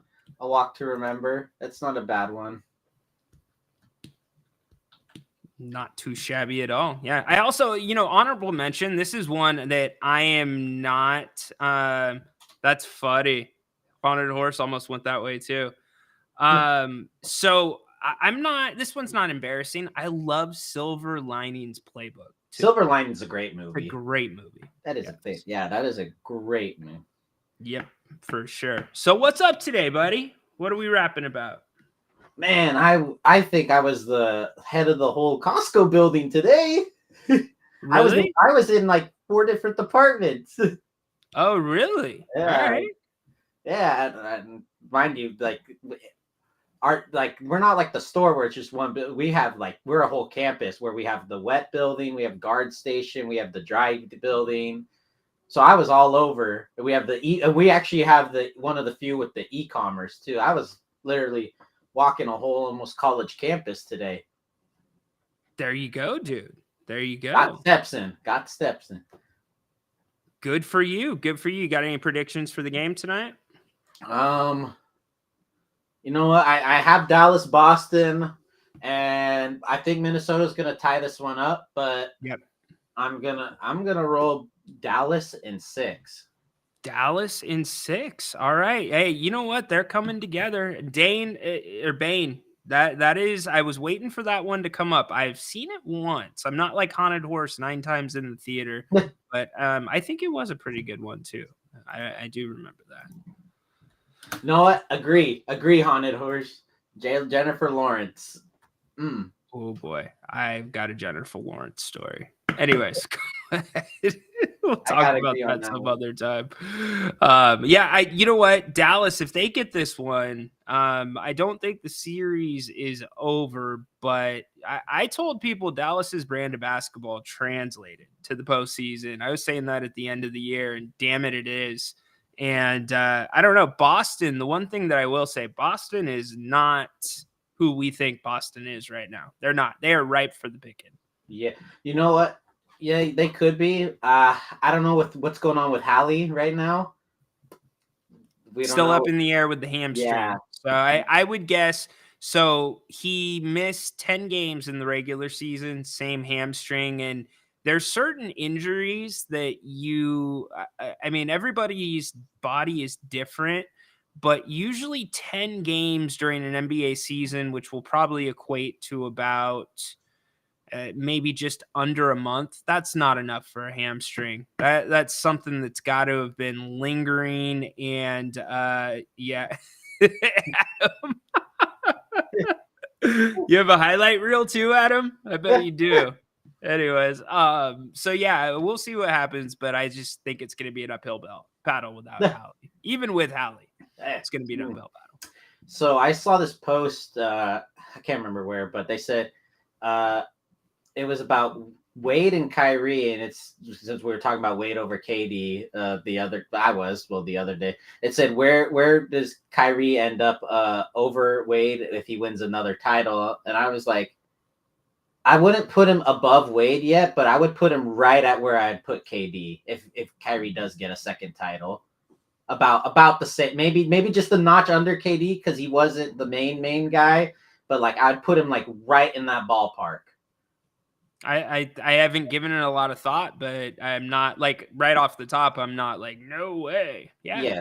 I wouldn't put him above Wade just because Wade was just so much of a better leader and reliable to the franchise that draft. I also put a lot of stock into winning for the franchise that drafted you because that they got the value out of that, right? Like the franchise. Oh, hey, look, we drafted the greatest player of all time, but he won it for 2 other teams or whatever. Yeah. I put a lot of stock into that actually. For sure. Because it makes them a valuable draft pick. Yeah, and Sea-Dog's putting it in right there. We had that conversation. Yep. Was it last night or the night before? Last night. So I was going to carry that one over to today because you brought up a good point with Grant. And then we were talking about Tatum because Bahaki had asked a question that Grant didn't really understand. Then Grant understood it. And then the question became, if you started a franchise today and everybody that's in the NBA right now is eligible to be drafted, would Jason Tatum be in the top 5? We're going to save that big conversation for another day after this weekend, but everybody think about that one because he's fringe. Both Grant and I were like, definitely top 10, but top 5, I don't know. So we'll get into that a little bit more next Tuesday. Honestly, I think if you ask that question just even before the playoffs compared to now, I think you'd get a different answer. Just based off of how Anthony Edwards and Brunson have done in the playoffs, and even Shea. That's something I got to look into. Yeah. Oh, Flores, he's hopping in with more movies. She's all that. Devils Wear Prada's good, and she's all that. Yeah, but here's the thing: the Freddie Prinze Jr. movies, they're all the same. They're all the same, and I don't have a problem with him. I can't knock the guy, but he's Freddie Prinze Jr. He's just so, I don't know. No, again, I'm a kid, and he was Fred in the Scooby Doo movies, so I was like 5 when that came out. Yeah. 6, but yeah. So, there's a lot of biases, that happens when, it's like, oh, look, it's the cartoon come to life and it's Freddie Prinze Jr. and Matthew Lillard and they're Shaggy and Fred, Yeah. The memories that we have of seeing movies when we're younger. Well, dude, good luck in so what do you think? You think like 30 points in the game? What are you going for? I don't know. We do got a big, and I'm gonna try and work with him and see if we can start running for some dribble handoff. I'm gonna start running some Sacramento offense. Oh, you're gonna run the DHO, huh? Yeah. All right. Yeah. All right. You know what? I think it suits my play style because I am not good at dribbling with my left. But hey, you know what? One of the biggest strengths you can have is knowing your weaknesses. So good job by you. So I figured just DHO actually suits me a lot better just than ISO, obviously. And a lot of pickup basketball is a lot of ISO. It's not really, a lot of fun overall. So I wanted, actually want to try and get some actual real offense in. You know that there's going to be that guy that shows up tomorrow in like the newest pair of LeBrons. He's going to have the NBA socks on. He'll probably have the shooting sleeve too. I got the NBA wristbands. And he's going to be the dude from Along Came Polly. Raindrops! Let it rain. I love Philip Seymour Hoffman in that movie. Yeah, he was good in that movie for sure. All right, dude. Good luck in your game. I got to get to Mr. Moss, but appreciate it. Thanks for chiming in as always, buddy. Corn dog out. Hey, Adam. Adam, here's the deal, brother. I saw what you put in the chat, Adam. And I know last time you came on, I ran you, Adam. I promise I won't run you. If you want to do a 5-minute wrestling segment to talk about it, Adam, we can talk about it really quick. I know it's a big wrestling weekend. Moss, tough dude. How you doing today? Hey, how you doing, man? Great. Another cool movie that we didn't mention. It's a movie called Fireproof. It's a Christian movie.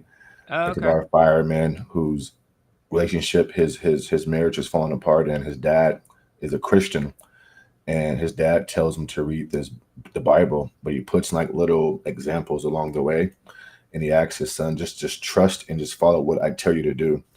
And nothing's working. He's doing everything his dad says, but in the end, it actually worked out. It's just called Fireproof. I mean, Fireproof. Yeah, I was on Netflix one night just doing this, and I came across it, and amazing.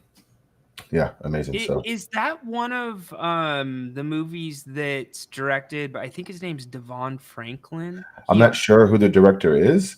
I didn't get that too deep in the weeds with it, but I wouldn't be surprised. I mean, maybe it is, but just if you get a chance, just maybe you got some free time, you're up late, and just you can stumble upon it and just check it out. Yeah, but, for sure. You'll definitely go to bed feeling a certain type of way. Love it. Anyways, man, I was downstairs prepping. My dad's in town, so we're cooking and stuff. But you talked about Elk Grove High School, and I just remember back in the day, Rhino. After the football games, we would go to the Elk Grove Teen Center, right there on Elk Grove Boulevard. Before it turned to that, it was a place called. Did you ever go to Grand Slam? Okay, dude. Remember the hoops are lower. You remember the summertime? I think it was like $10 or $20. You could spend 15, day 20 bucks. Grand Slam USA. You could raise the hoops up and down. Now batting cages, everything. Batting cages, but the hoops were closer together. It wasn't like a regulation. It wasn't. Yeah. And it was kind of a, I don't know, the sport court sucked, but it was like literally the pull away rims where you could just do whatever you wanted. Yeah. That was such a cool that was such a good time in my life. We had no worries. Kid just living, like always, man. I won't keep you long, but you talked about the Dallas Mavericks being built for the postseason, and first and foremost, their defense is underrated. Okay. They defend. It's not pretty, but it's effective, right? Yeah. I mean, a few years ago, they were top 5, top 6 defense when they got to the Western Conference Finals and lost to the Golden State Warriors. They don't have any top defensive players on their roster per se. I think we look at Derrick Jones Jr. and somewhat say he's above average, but nobody's jumping off the screen defensively, but they do it by committee. Minnesota needs to figure out that drop coverage. I don't like Rudy Gobert, dropping back. He's undecisive, when Luka and Kyrie's coming downhill. And so either you're going to trap it, you're going to blitz it, you're going to hedge it. Can you get back? Listen, as good as Jamal and Joker are, I don't think Jamal probes and manipulates the defense the way that Kyrie and Luka does. It's a great point. Yeah. And especially Luka, right? Because now he's an offensive player who can pass. And so now the defense has to play in multiple ways. Is he going to shoot? He has a floater. I can pass it. You know what I'm saying? So guys are kind of in that in-between stage. And we know the game is fast, it's physical. You have to make quick, decisive decisions on the fly. So I expect Minnesota to make some type of adjustment. Ant-Man said, quote, after the game, Kyrie's my matchup. And, you got what you wanted. I mean, Kyrie's not Jamal Murray, right? No, he's not. He's shiftier. He's faster. He's not afraid of the moment. And I thought Kyrie came out very ultra aggressive, right? He's been averaging damn near 7 points for the first half. He came out and gave you 24, 25. I mean, he set that tone early, and that's what great players do. I think Dallas wins tonight. I wouldn't be shocked if Minnesota takes it in a close game, but I got Dallas in 6. Wow. I just feel like, listen, I mean, Which games, so let me ask you really quick. Which games do you have Minnesota getting then? I got Minnesota probably winning game 3 in Dallas. Okay. And then Dallas winning game 4 in Dallas. I think Minnesota comes back home and gets game 5, and then Dallas closes them out in game 6. Interesting. You know, I don't like the fact that Derek Lively, a rookie, is out physically and out rebounding Gobert. You know, Gobert needs to be in double-digit rebounds every game. So, I mean, Mott, it's just crazy. Isn't this kind of an indictment? And I don't know if it's an indictment of – so when we played hoops back in the day, right, you got to have 2 people back. It's the point guard or whoever's shooting the ball usually you're getting back. Well, like you're looking at the successful teams, they're sending everyone to the boards. Everybody. So you got Lively's, you've got point guards in there rebounding. And if the Kings did that, they have guys with the ability to rebound. Keegan showed it this year. He can crash a little bit. Didn't do it his rookie year. De'Aaron could get there, mix it up. I think the Kings, that is just like one of those adjustments coming into this next season where they could be a lot better and it can make a huge difference. Well, I'm glad you mentioned Keegan and you transitioned to the Kings because Mike Brown made a point. I think it was Keegan's rookie year. He was asked about Keegan shooting in a press conference, and Mike goes, listen, I mean, we all know the kid can shoot. I mean, is the sky blue? He needs to impact the game in other ways when he's not shooting the basketball well, right? He's 6'9", 6'10".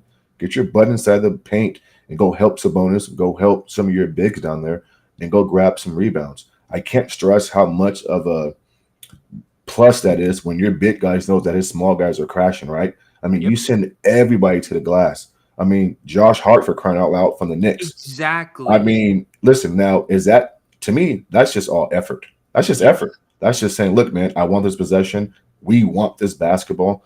And so a lot of guys, and so, okay, so with that being said, then, Rhino, how much is it that guys are shooting three-point shots and guys are camping out on the three-point line, you know, and maybe long rebounds lead out to transition, and maybe they're hesitant to get down there because, you know, guys leak out, you know, per se. I mean, do you think that plays a role as well? Sure, absolutely. I mean, the amount of 3 balls the Kings shoot at the beginning of the season, we said the right number was probably between 45 and 50.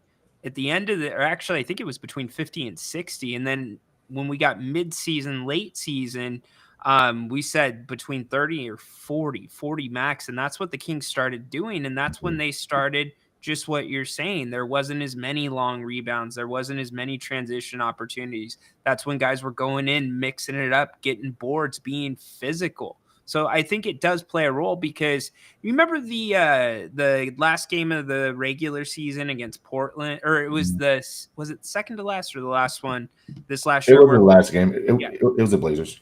So Chauncey Billups, game plan, just shoot as many threes as you can.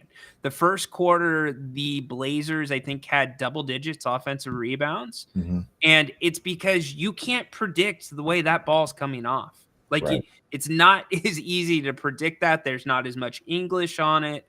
So that's a great point, Moss. Great point. Yeah. I mean, you know, everybody doesn't have an eye for the ball. I mean, guys like Dennis Rodman, you know, some of those bigs back in the 90s, throwing their Ben Wallace, you know, it didn't matter where the ball bounced, you know, they did a great job. And they would talk about how the trajectory of the ball, they can kind of, you know, somewhat guess where it would go.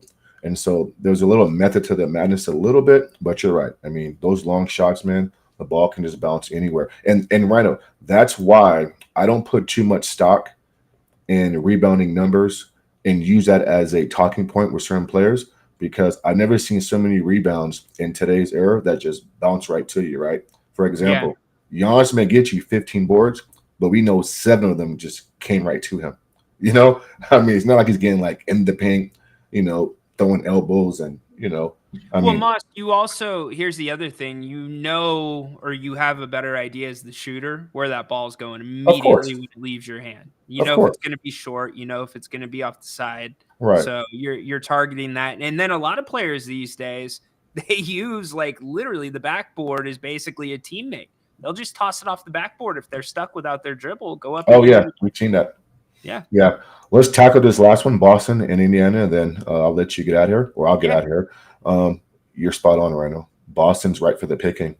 They've only lost 2 games this postseason, but us diehard basketball fans know what good basketball looks like. Yep. We know what consistent, good, efficient, staying on the course, right? And at times, they're lackadaisical. They let teams stay around, stick around. Obviously there's no Porzingis there. It makes a big difference. And listen, it really does. And I saw Porzingis play here in Sac and in Boston. And those are the only 2 times I've seen him play in person. He's hard to game plan for. I mean, he's not your normal NBA player at 7'3", 7'4", who can shoot it. He's a good rim protector, good enough. He rebounds well. Yep. I mean, he moves well for his size. He does move well. Excuse me. That's what I was most impressed with, the way he just moved without the basketball. He wasn't lazy. No, I'm saying he just wasn't like slow. I mean, like he can move side to side, north, south, east, west. I was impressed by that. Very good. It's funny that you said team, because what I've noticed in these playoffs more than anything is the teams that are having success are playing like teams. When a star is down, they're picking their star up. They're coming out and they're targeting the way that they want to play the game. And it's like, we're going to imply, or we are going to put, however we want to play on the court, and you're going to have to deal with it. You're going to have to adjust to the game that we want to play. And Boston doesn't do that. Boston just kind of, they do whatever. And I'm not going to say they're a group of individuals, because they do play well off the pick and roll, yada, yada, yada. But they're not out there running plays. There's not anything specific. They don't have a secret sauce. They really don't. And I feel like it's kind of like watching a better version of the Kings. It's funny you say that, because they don't run offense, right? No. They're a heavy 3-point shooting team. They got long wings in Derek, Jason, and Jalen. And I want to see their offense more going towards the basket with curls and pin downs, and just use that size and height and skill set to get easier shots at the basket. But I think it seems like Boston, to me, makes it tougher than what it has to be, if that makes sense. And you're right. Indiana came out and played fast. And I says, if you're Boston, like, even though you can play fast, right, doesn't mean you have to prove a point and play fast. Like, Boston, play your game. Why is Indiana dictating the pace and dictating what goes on? Exactly. I mean, for crying out loud. I mean, you won damn near over 60 games. Like, you should be the one dictating, And so there's an old saying that I hate people say. And Paul George said this, in his press conference after he lost, I think, game 5 or 6. I'm going to take what the defense gives me. No, you're not. I mean, you think MJ or Kobe would ever say, I'm going to take what you give me? They're going to take what they want to take, correct? Correct. And so, teams like Golden State back in their heyday, I'll throw in the San Antonio Spurs. Like, you're not going to get Pop or Steve or Phil, to go against what they do. You have to adjust to them. And if they need to adjust along the way, then they will. They'll tweak it and do what they got to do. And so let me close out with this last point. I think Boston clearly is going to win the series. I mean, obviously Halliburton's banged up. They just don't have enough bodies. I don't think they're just not good enough. I mean, let's just call a spade a spade. And so I think whoever comes out the West, if it's Dallas or Minnesota, Boston's going to be in for a rude awakening. Not saying they can't win the series, but it may take them a few games to adjust, because they've had a cakewalk. And I think Minnesota and Dallas presents problems that no team out East has given them until they get to the finals. And if they're down 2-1, or if they're down 1-2, or a few games in the series, it might be too late to adjust. And so, listen, man, I mean, I'm going to give you a hot take before I go. I think the West wins a chip this year. I think so too. I think either Minnesota or Dallas takes it. And and I think a lot of people are going to be shocked. Moss, I think it might not even be a good series. I think really? The West is that much better than the East this year. People are going to be shocked too. Yeah, I agree with you. Hey, man, well, I don't know if you have any family in the military. I do. My dad has 30 years. He's retired now. Wow. 100% connected. So salute to all the veterans. Absolutely. And those who have paid their way, and we can come on here and talk freely. And, Amen. I'm a big advocate of the First Amendment, freedom of speech, freedom of press, freedom of religion. And so, I mean, this is what I do. I talk. And so I think our men of service have given us the right to do that. So salute to them. You have a good weekend. Go to the cabin, man. Just you know what they say. Go to the cabinet, man, because Dude, I can't do it. But I believe in happy husband, happy home. I don't believe in happy wife. I believe in happy husband, happy home. Wow, I've never heard that before. I know, man. It's wow. I'll make sure my door's closed. Yeah. But yeah, man. Always great talking to you, Rhino, man. Have a good weekend, man, and then we'll reconnect next week, man. Yeah, let's see. Hey, we got to link up for a podcast. For sure. We'll touch bases, man, and then we'll get together, man. All right, for sure. Okay, yes, sir. Dad, thank you for his service. Absolutely, man. Thank you. All right. That's Mr. Moss. Dude knows his hoops. Dude knows his hoops. I love it. The calls off the hook today. Off the hook. Adam, I saw you got stung by a wasp in the face. That's not good, bro. Don't worry about coming on. You take care of that face.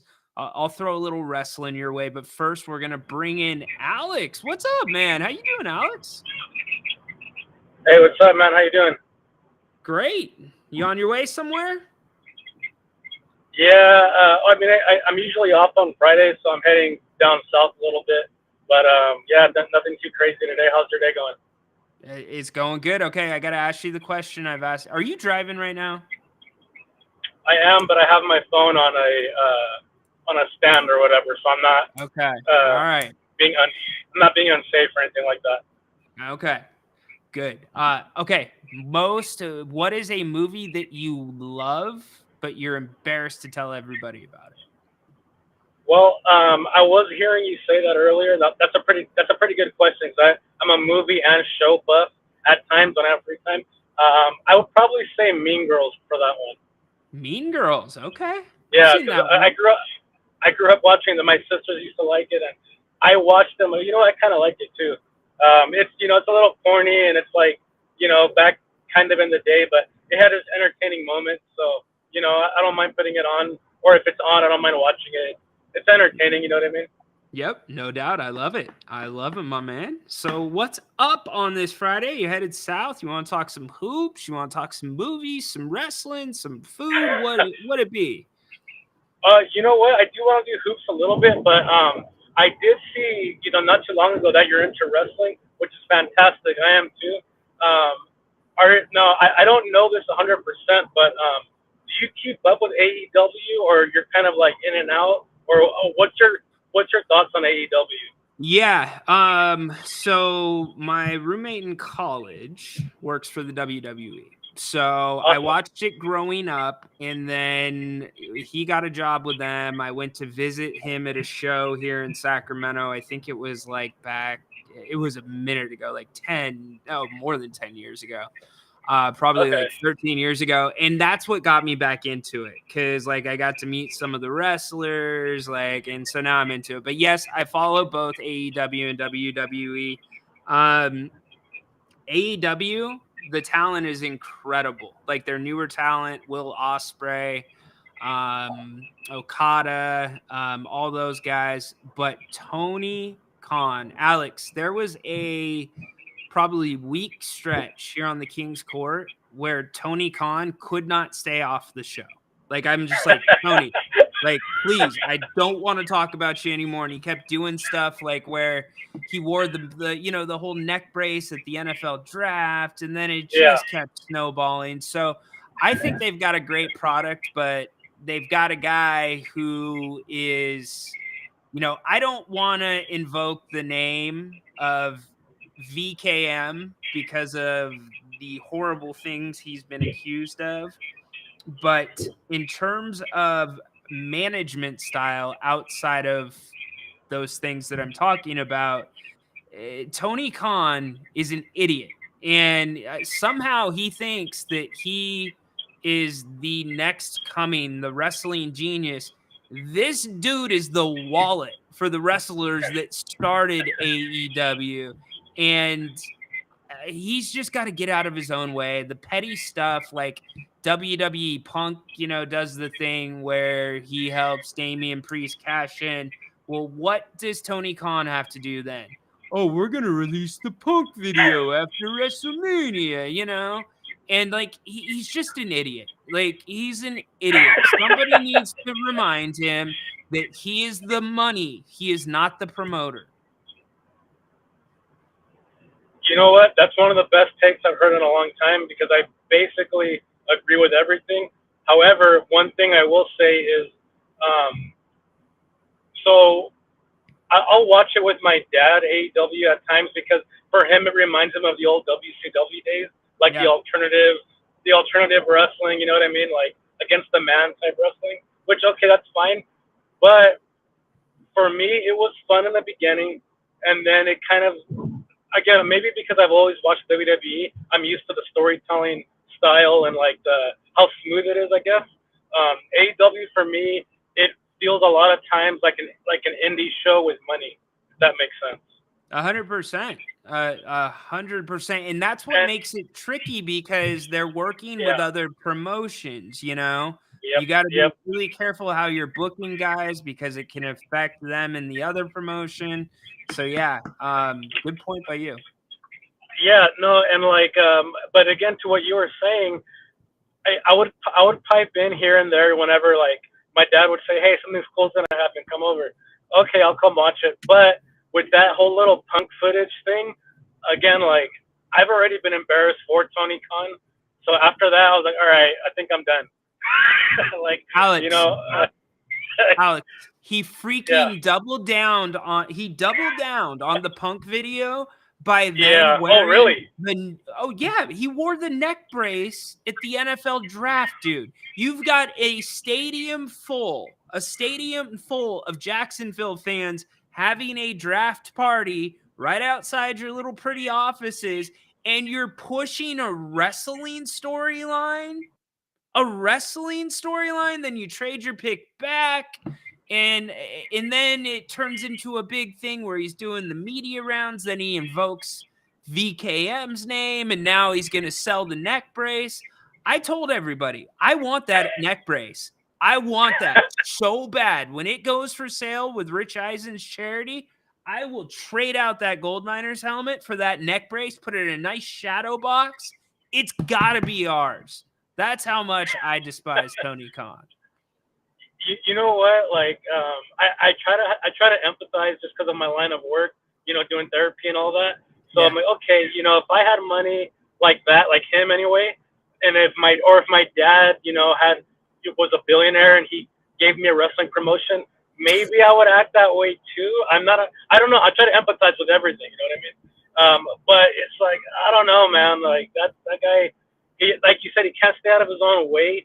And also, if you're trying to be a different entity, then you need to keep the other people out of your mouth.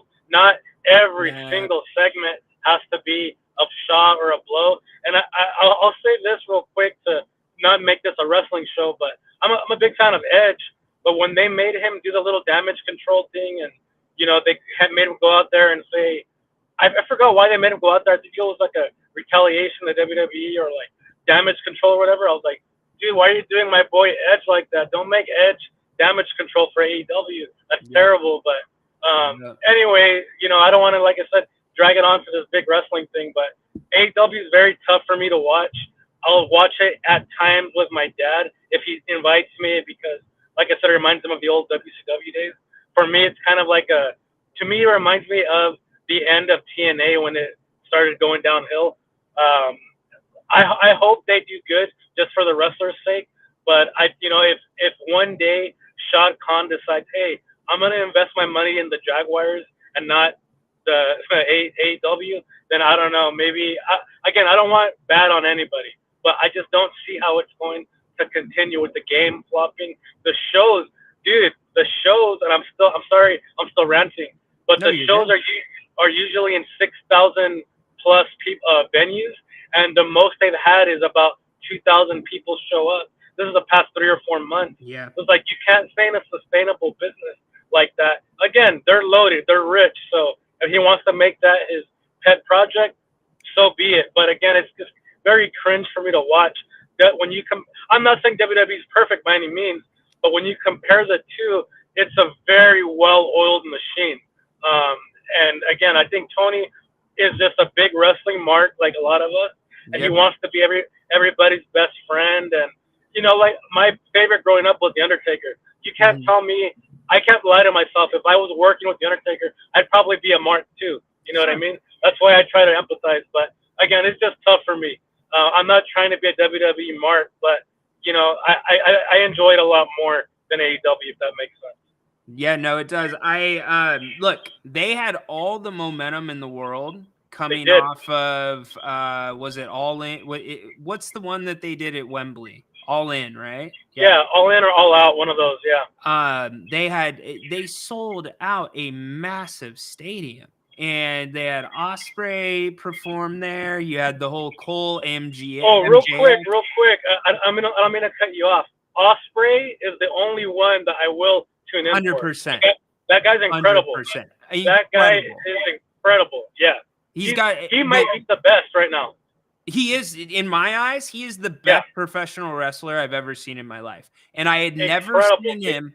I had heard his name. I had never watched his matches until he came to AEW. And my goodness, like I'm listen to my bump-in music on the King's Court. It's his theme song. Like I am a Will Ospreay mark. Hey, I'm gonna get to Adam really quick because he is gonna talk some wrestling too. But hey, man, I appreciate the call, Alex. Dude, go ahead. Go ahead. Tell everybody where they can find you. I forgot that you have a podcast, so you know what? I'm not in it a whole lot. I'll try to upload a video once a week. I get real busy with work, but it's official Hair in the Beard Pod on Instagram, and then the Hair in the Beard podcast on YouTube. I mainly do sports, NFL, NBA, big MMA, big UFC fight coming up next week, UFC 302. So I'll have a preview for that.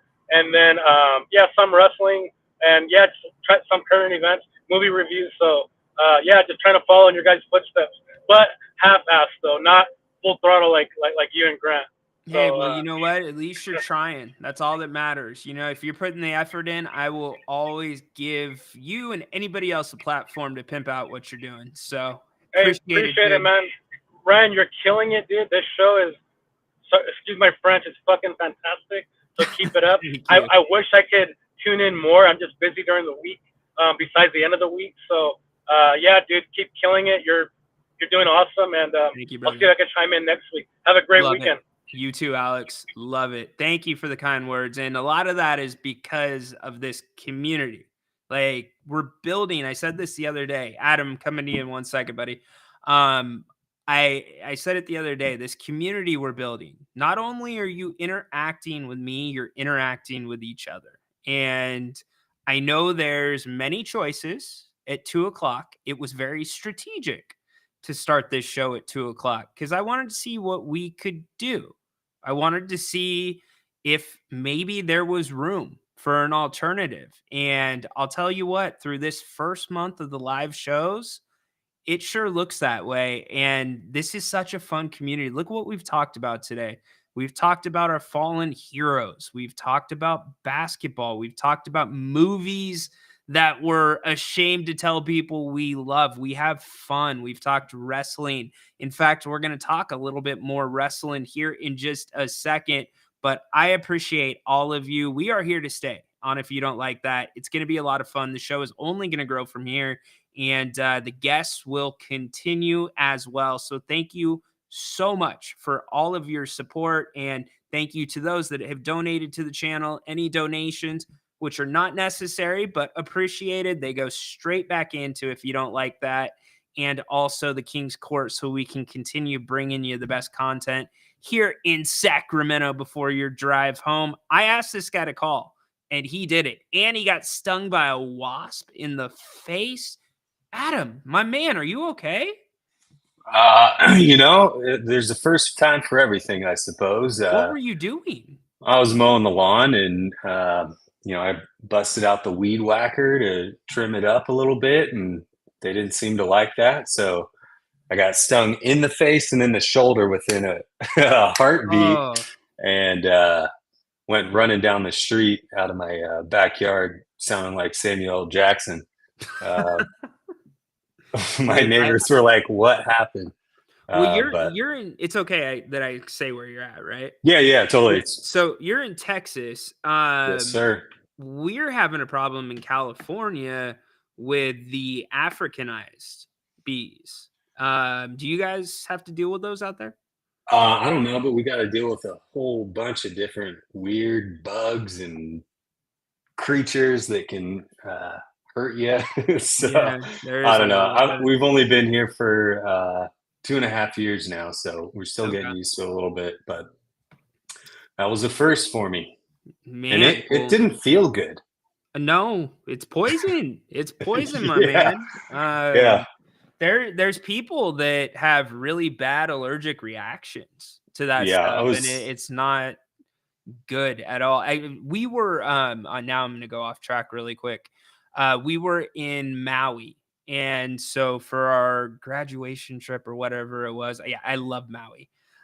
Me, my best friend, and then a couple of our lady friends at the time got to go to their condo on our own. In fact, actually, his mom did come just so she could make sure we had provisions, if you know what I mean. But anyways, we got off, or we were doing a snorkel cruise, or a little day snorkeling thing out by Black Rock. Is it Black Rock or Malachi? Malachi. I haven't been to Maui. I've been to Kauai and Oahu, but okay, you got to get to Maui. It's God's land. I mean, Mama's Fish House. Oh my goodness, on the island. Oh, go for it. No, go. I was talking to someone today who just went to Hawaii, and I go, you always hear about people who go to Hawaii and tell all these stories, and you're like, yeah, that sounds good, but it's probably overrated. No, Hawaii is accurately rated. Yeah. No, there's no doubt about it. So we go on this snorkel thing, right? We had been in the water for maybe 2 minutes, and I'm like probably 30, 40 yards away from the boat. And I just felt like at that time, it was the worst pain I'd ever felt in my life. And I started screaming like a little girl. And so somebody swam out to me. Everybody thought like I was getting attacked by a shark or something, but I had no idea what had happened. But basically it felt like, have you ever wrapped like a thread around your finger too tight? Yeah. Like, think about the tightest you could possibly do that, where it feels like it's digging into your skin, but like there's fire and electricity going through it. And so I got out, and I had like I had 3 marks. They were like going that way, that way, that way. And I got stung by a jellyfish. That sounds awful. And so we were at the beginning of the cruise, so they weren't going to take me back. I had to just chill there. And do you know Walk it off? Do you know what put some dirt on it. Do you know what the prescription is? Sometimes for jellyfish sting? I've heard rumors. I don't know if it works or not, but I've heard rumors. Yes. So now the people that we were with, my friend and then the girls, well, it was more my friend. The girls weren't doing it. It was no longer, yes, that's right. It was no longer about the snorkel cruise. It was, can we please pee on your arm? And I'm like, no, you're not peeing on my arm. Nobody's doing that. But I had scars for 6 months afterwards. Maybe you should have let them. Fresh. You know what? They ended up having they had some vinegar. So I might, so the ammonia does work. Yes. So I might have let him R. Kelly me on my arm if I wasn't going to say it because I didn't want to get run. No, you're not getting run. I told you that. You're good. I might have let him R. Kelly me about hour 2 into that sting because it was brutal. But anyways, I hope your face is all right, man. You're good now. You're not swelled up. You didn't have an allergic reaction. So strong like bull.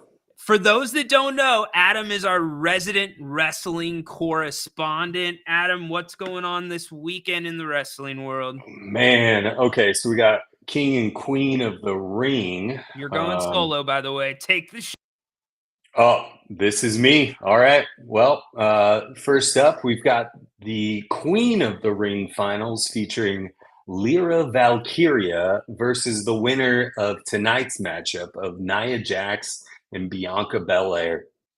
I'm going to go a little bit of a wild card here. I think, I like the push that they're doing with some of the NXT people that got drafted. I think Nia Jax wins tonight, and I think she wins tomorrow night as well. Interesting.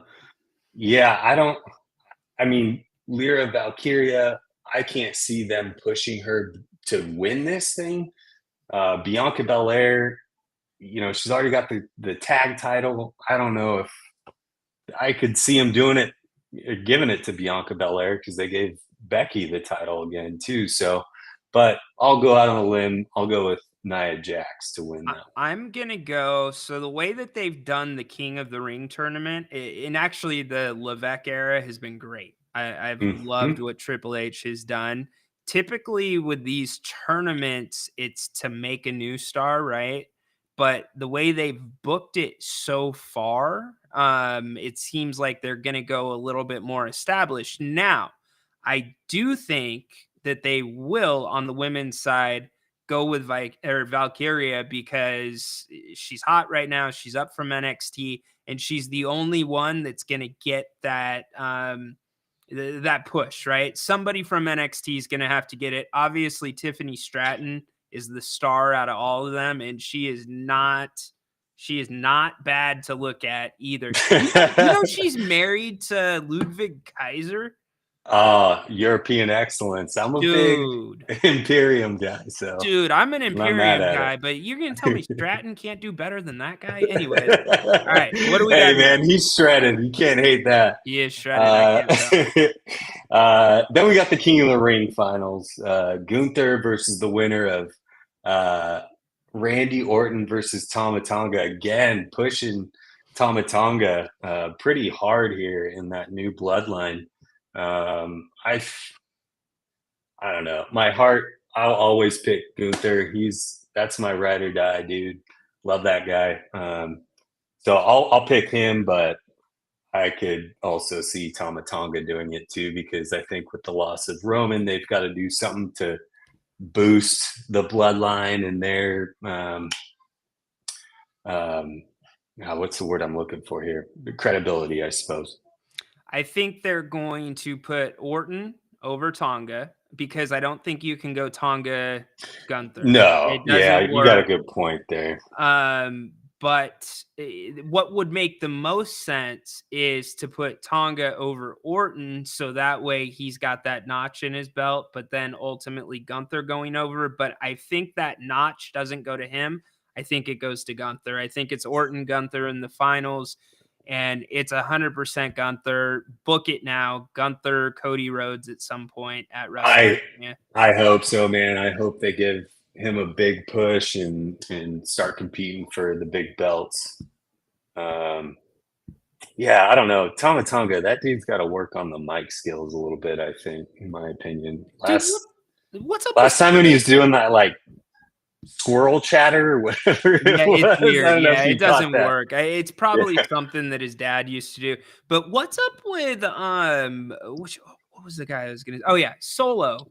Is he the leader of the bloodline or the freaking car driver? Drop the gloves, bro. Yeah, the gloves is that's a tough look to pull off.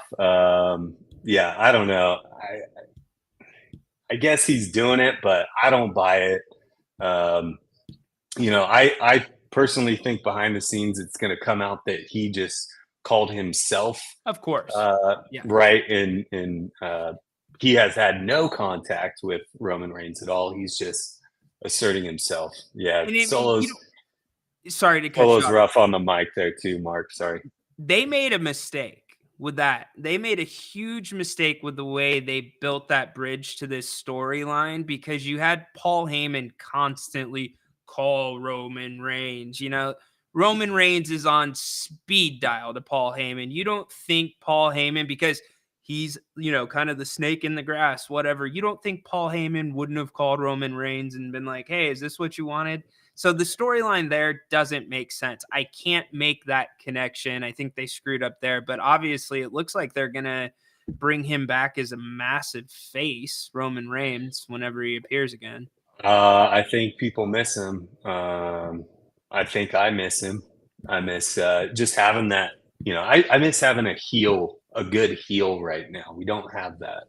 It's got to be Orton. It's got to be Orton. It's some point. Maybe it's Damian Priest, but I don't see it. See, Priest, it's been so disappointing. Yeah, I don't dislike Damian Priest. Those guys have been kind of growing on me. But without Rhea Ripley, I mean, Judgment Day is toast. I think they should blow it up. I think Dom should go to Phantasma. I don't know. Santos Escobar is going to be a star too. Yeah. Wait, he's going to be a star. Oh, sure. They're pushing him hard. And I thought it was weird that they split those two groups up between Raw and SmackDown, because I think you could have had a really good rivalry between those two factions and made something out of it, but we'll see. I think they probably do eventually split up the Judgment. Say, any idea? Mark wants to know when Rhea's supposed to be back. I haven't heard anything. I think she's going to be out long enough for them to strip her of the belt. So we know that. She already was. Right. And she just posted on her Instagram, not that I follow her, but she's lounging out on a beach. Good for her. With her husband or boyfriend or whoever. It wasn't her. One of my buddies was at Disneyland or Disney World, excuse me, about 4 weeks ago, and Roman was there vacationing. Obviously he lives in Florida, but he said that there was just masses of security around him, which you would imagine. But okay, so let's hop over to Cody Rhodes and Logan Paul. Title for title. Now the title for title thing, I don't think it is title for title. I think no. Oh, it will be at stake. Okay, yes, cool. Yeah. So how do you book that? That one you're kind of booked into a corner, I think. I'll respect Logan's work inside the ring for what he's done, but he is not present on any of the shows. He shows up for the pay-per-views, and that's about it. And for me, good. Get rid of him for the title. I think what will happen is that it will end in some sort of disqualification. Some social media influencer shows up and they just call the match, and neither belt exchanges hands. There you go. I think that's smart booking right there for sure. Liv Morgan, Becky Lynch. I am not a Becky Lynch fan, and me either. She's lost it. Yeah, she didn't do anything for me. So I'll go Liv Morgan all day. Yeah. She's one of my faves. But yeah, I'll go with that. Okay. The Sami Zayn, Chad Gable, Bronson Reed. I'm going to go. Hey, how about those effects? You like that? Did you do that? Well done. I think it's something with. That was awesome. You can do different effects with the camera on MacBooks and when you're on Zoom calls and stuff like that. I did not mean to do that, but that was awesome, dude. That was great. Okay. I think it's too soon for Chad Gable. You got to let this. There's more to play out still. He's gonna have to go through Otis first, and Chad Gable. Okay. I was just gonna say, I think Chad Gable could be a dark horse to win the Royal Rumble next year. We'll see. I really like what they're doing with him. I actually was lucky enough to get a little bit of inside information from my friend on that and how that worked out, because that was supposed to be his spot at WrestleMania, not Sammy's. And let's hop over actually to AEW. Is Priest wrestling anybody? Who's Priest wrestling? It's no, I don't see him on here unless I'm missing something. He was talking crap to somebody on Raw the other week. I don't remember. Let's hop over to AEW. They have a pay-per-view this weekend really quick. We'll just hit the big ones. Ospreay, Roderick Strong. By the way, Roderick Strong, I've been super impressed with his work. I will be completely honest with you. I don't watch a single second of AEW. Oh, really? Okay, so Yeah. you're a WWE guy. All right. Yeah. You know, maybe if it was the old WCW days, but you know, I have enough time that I spend watching WWE that Love it. my wife would probably kill me that if I watched another. So, are we leaving any matches out on WWE?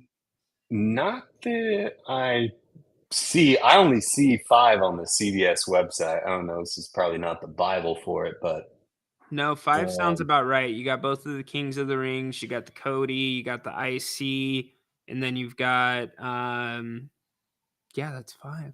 I just that Intercontinental Championship. I wonder if this is when Otis turns on Gable or what they're doing there. But I think Alpha Academy is a little bit toast right now. Oh yeah, Otis is a slow huge face. Gable's now a huge heel. I think they turned Gable because he just wasn't big enough of a face, and so they're like, okay, we got to do something to make people feel something about this guy. And Yep. now everyone hates him.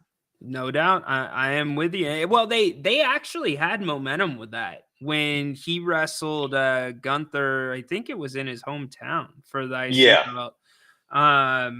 Yeah. I was shocked they didn't go back to Gable, but makes sense why. Bigger story. You just got to be a little bit patient. Dude, thank you for dropping in on the Thanks for having me. Hey, pay-per-views going forward. You want to be our wrestling guy that comes on? Let's Does do like it. a 5-minute segment? Perfect. I'm down.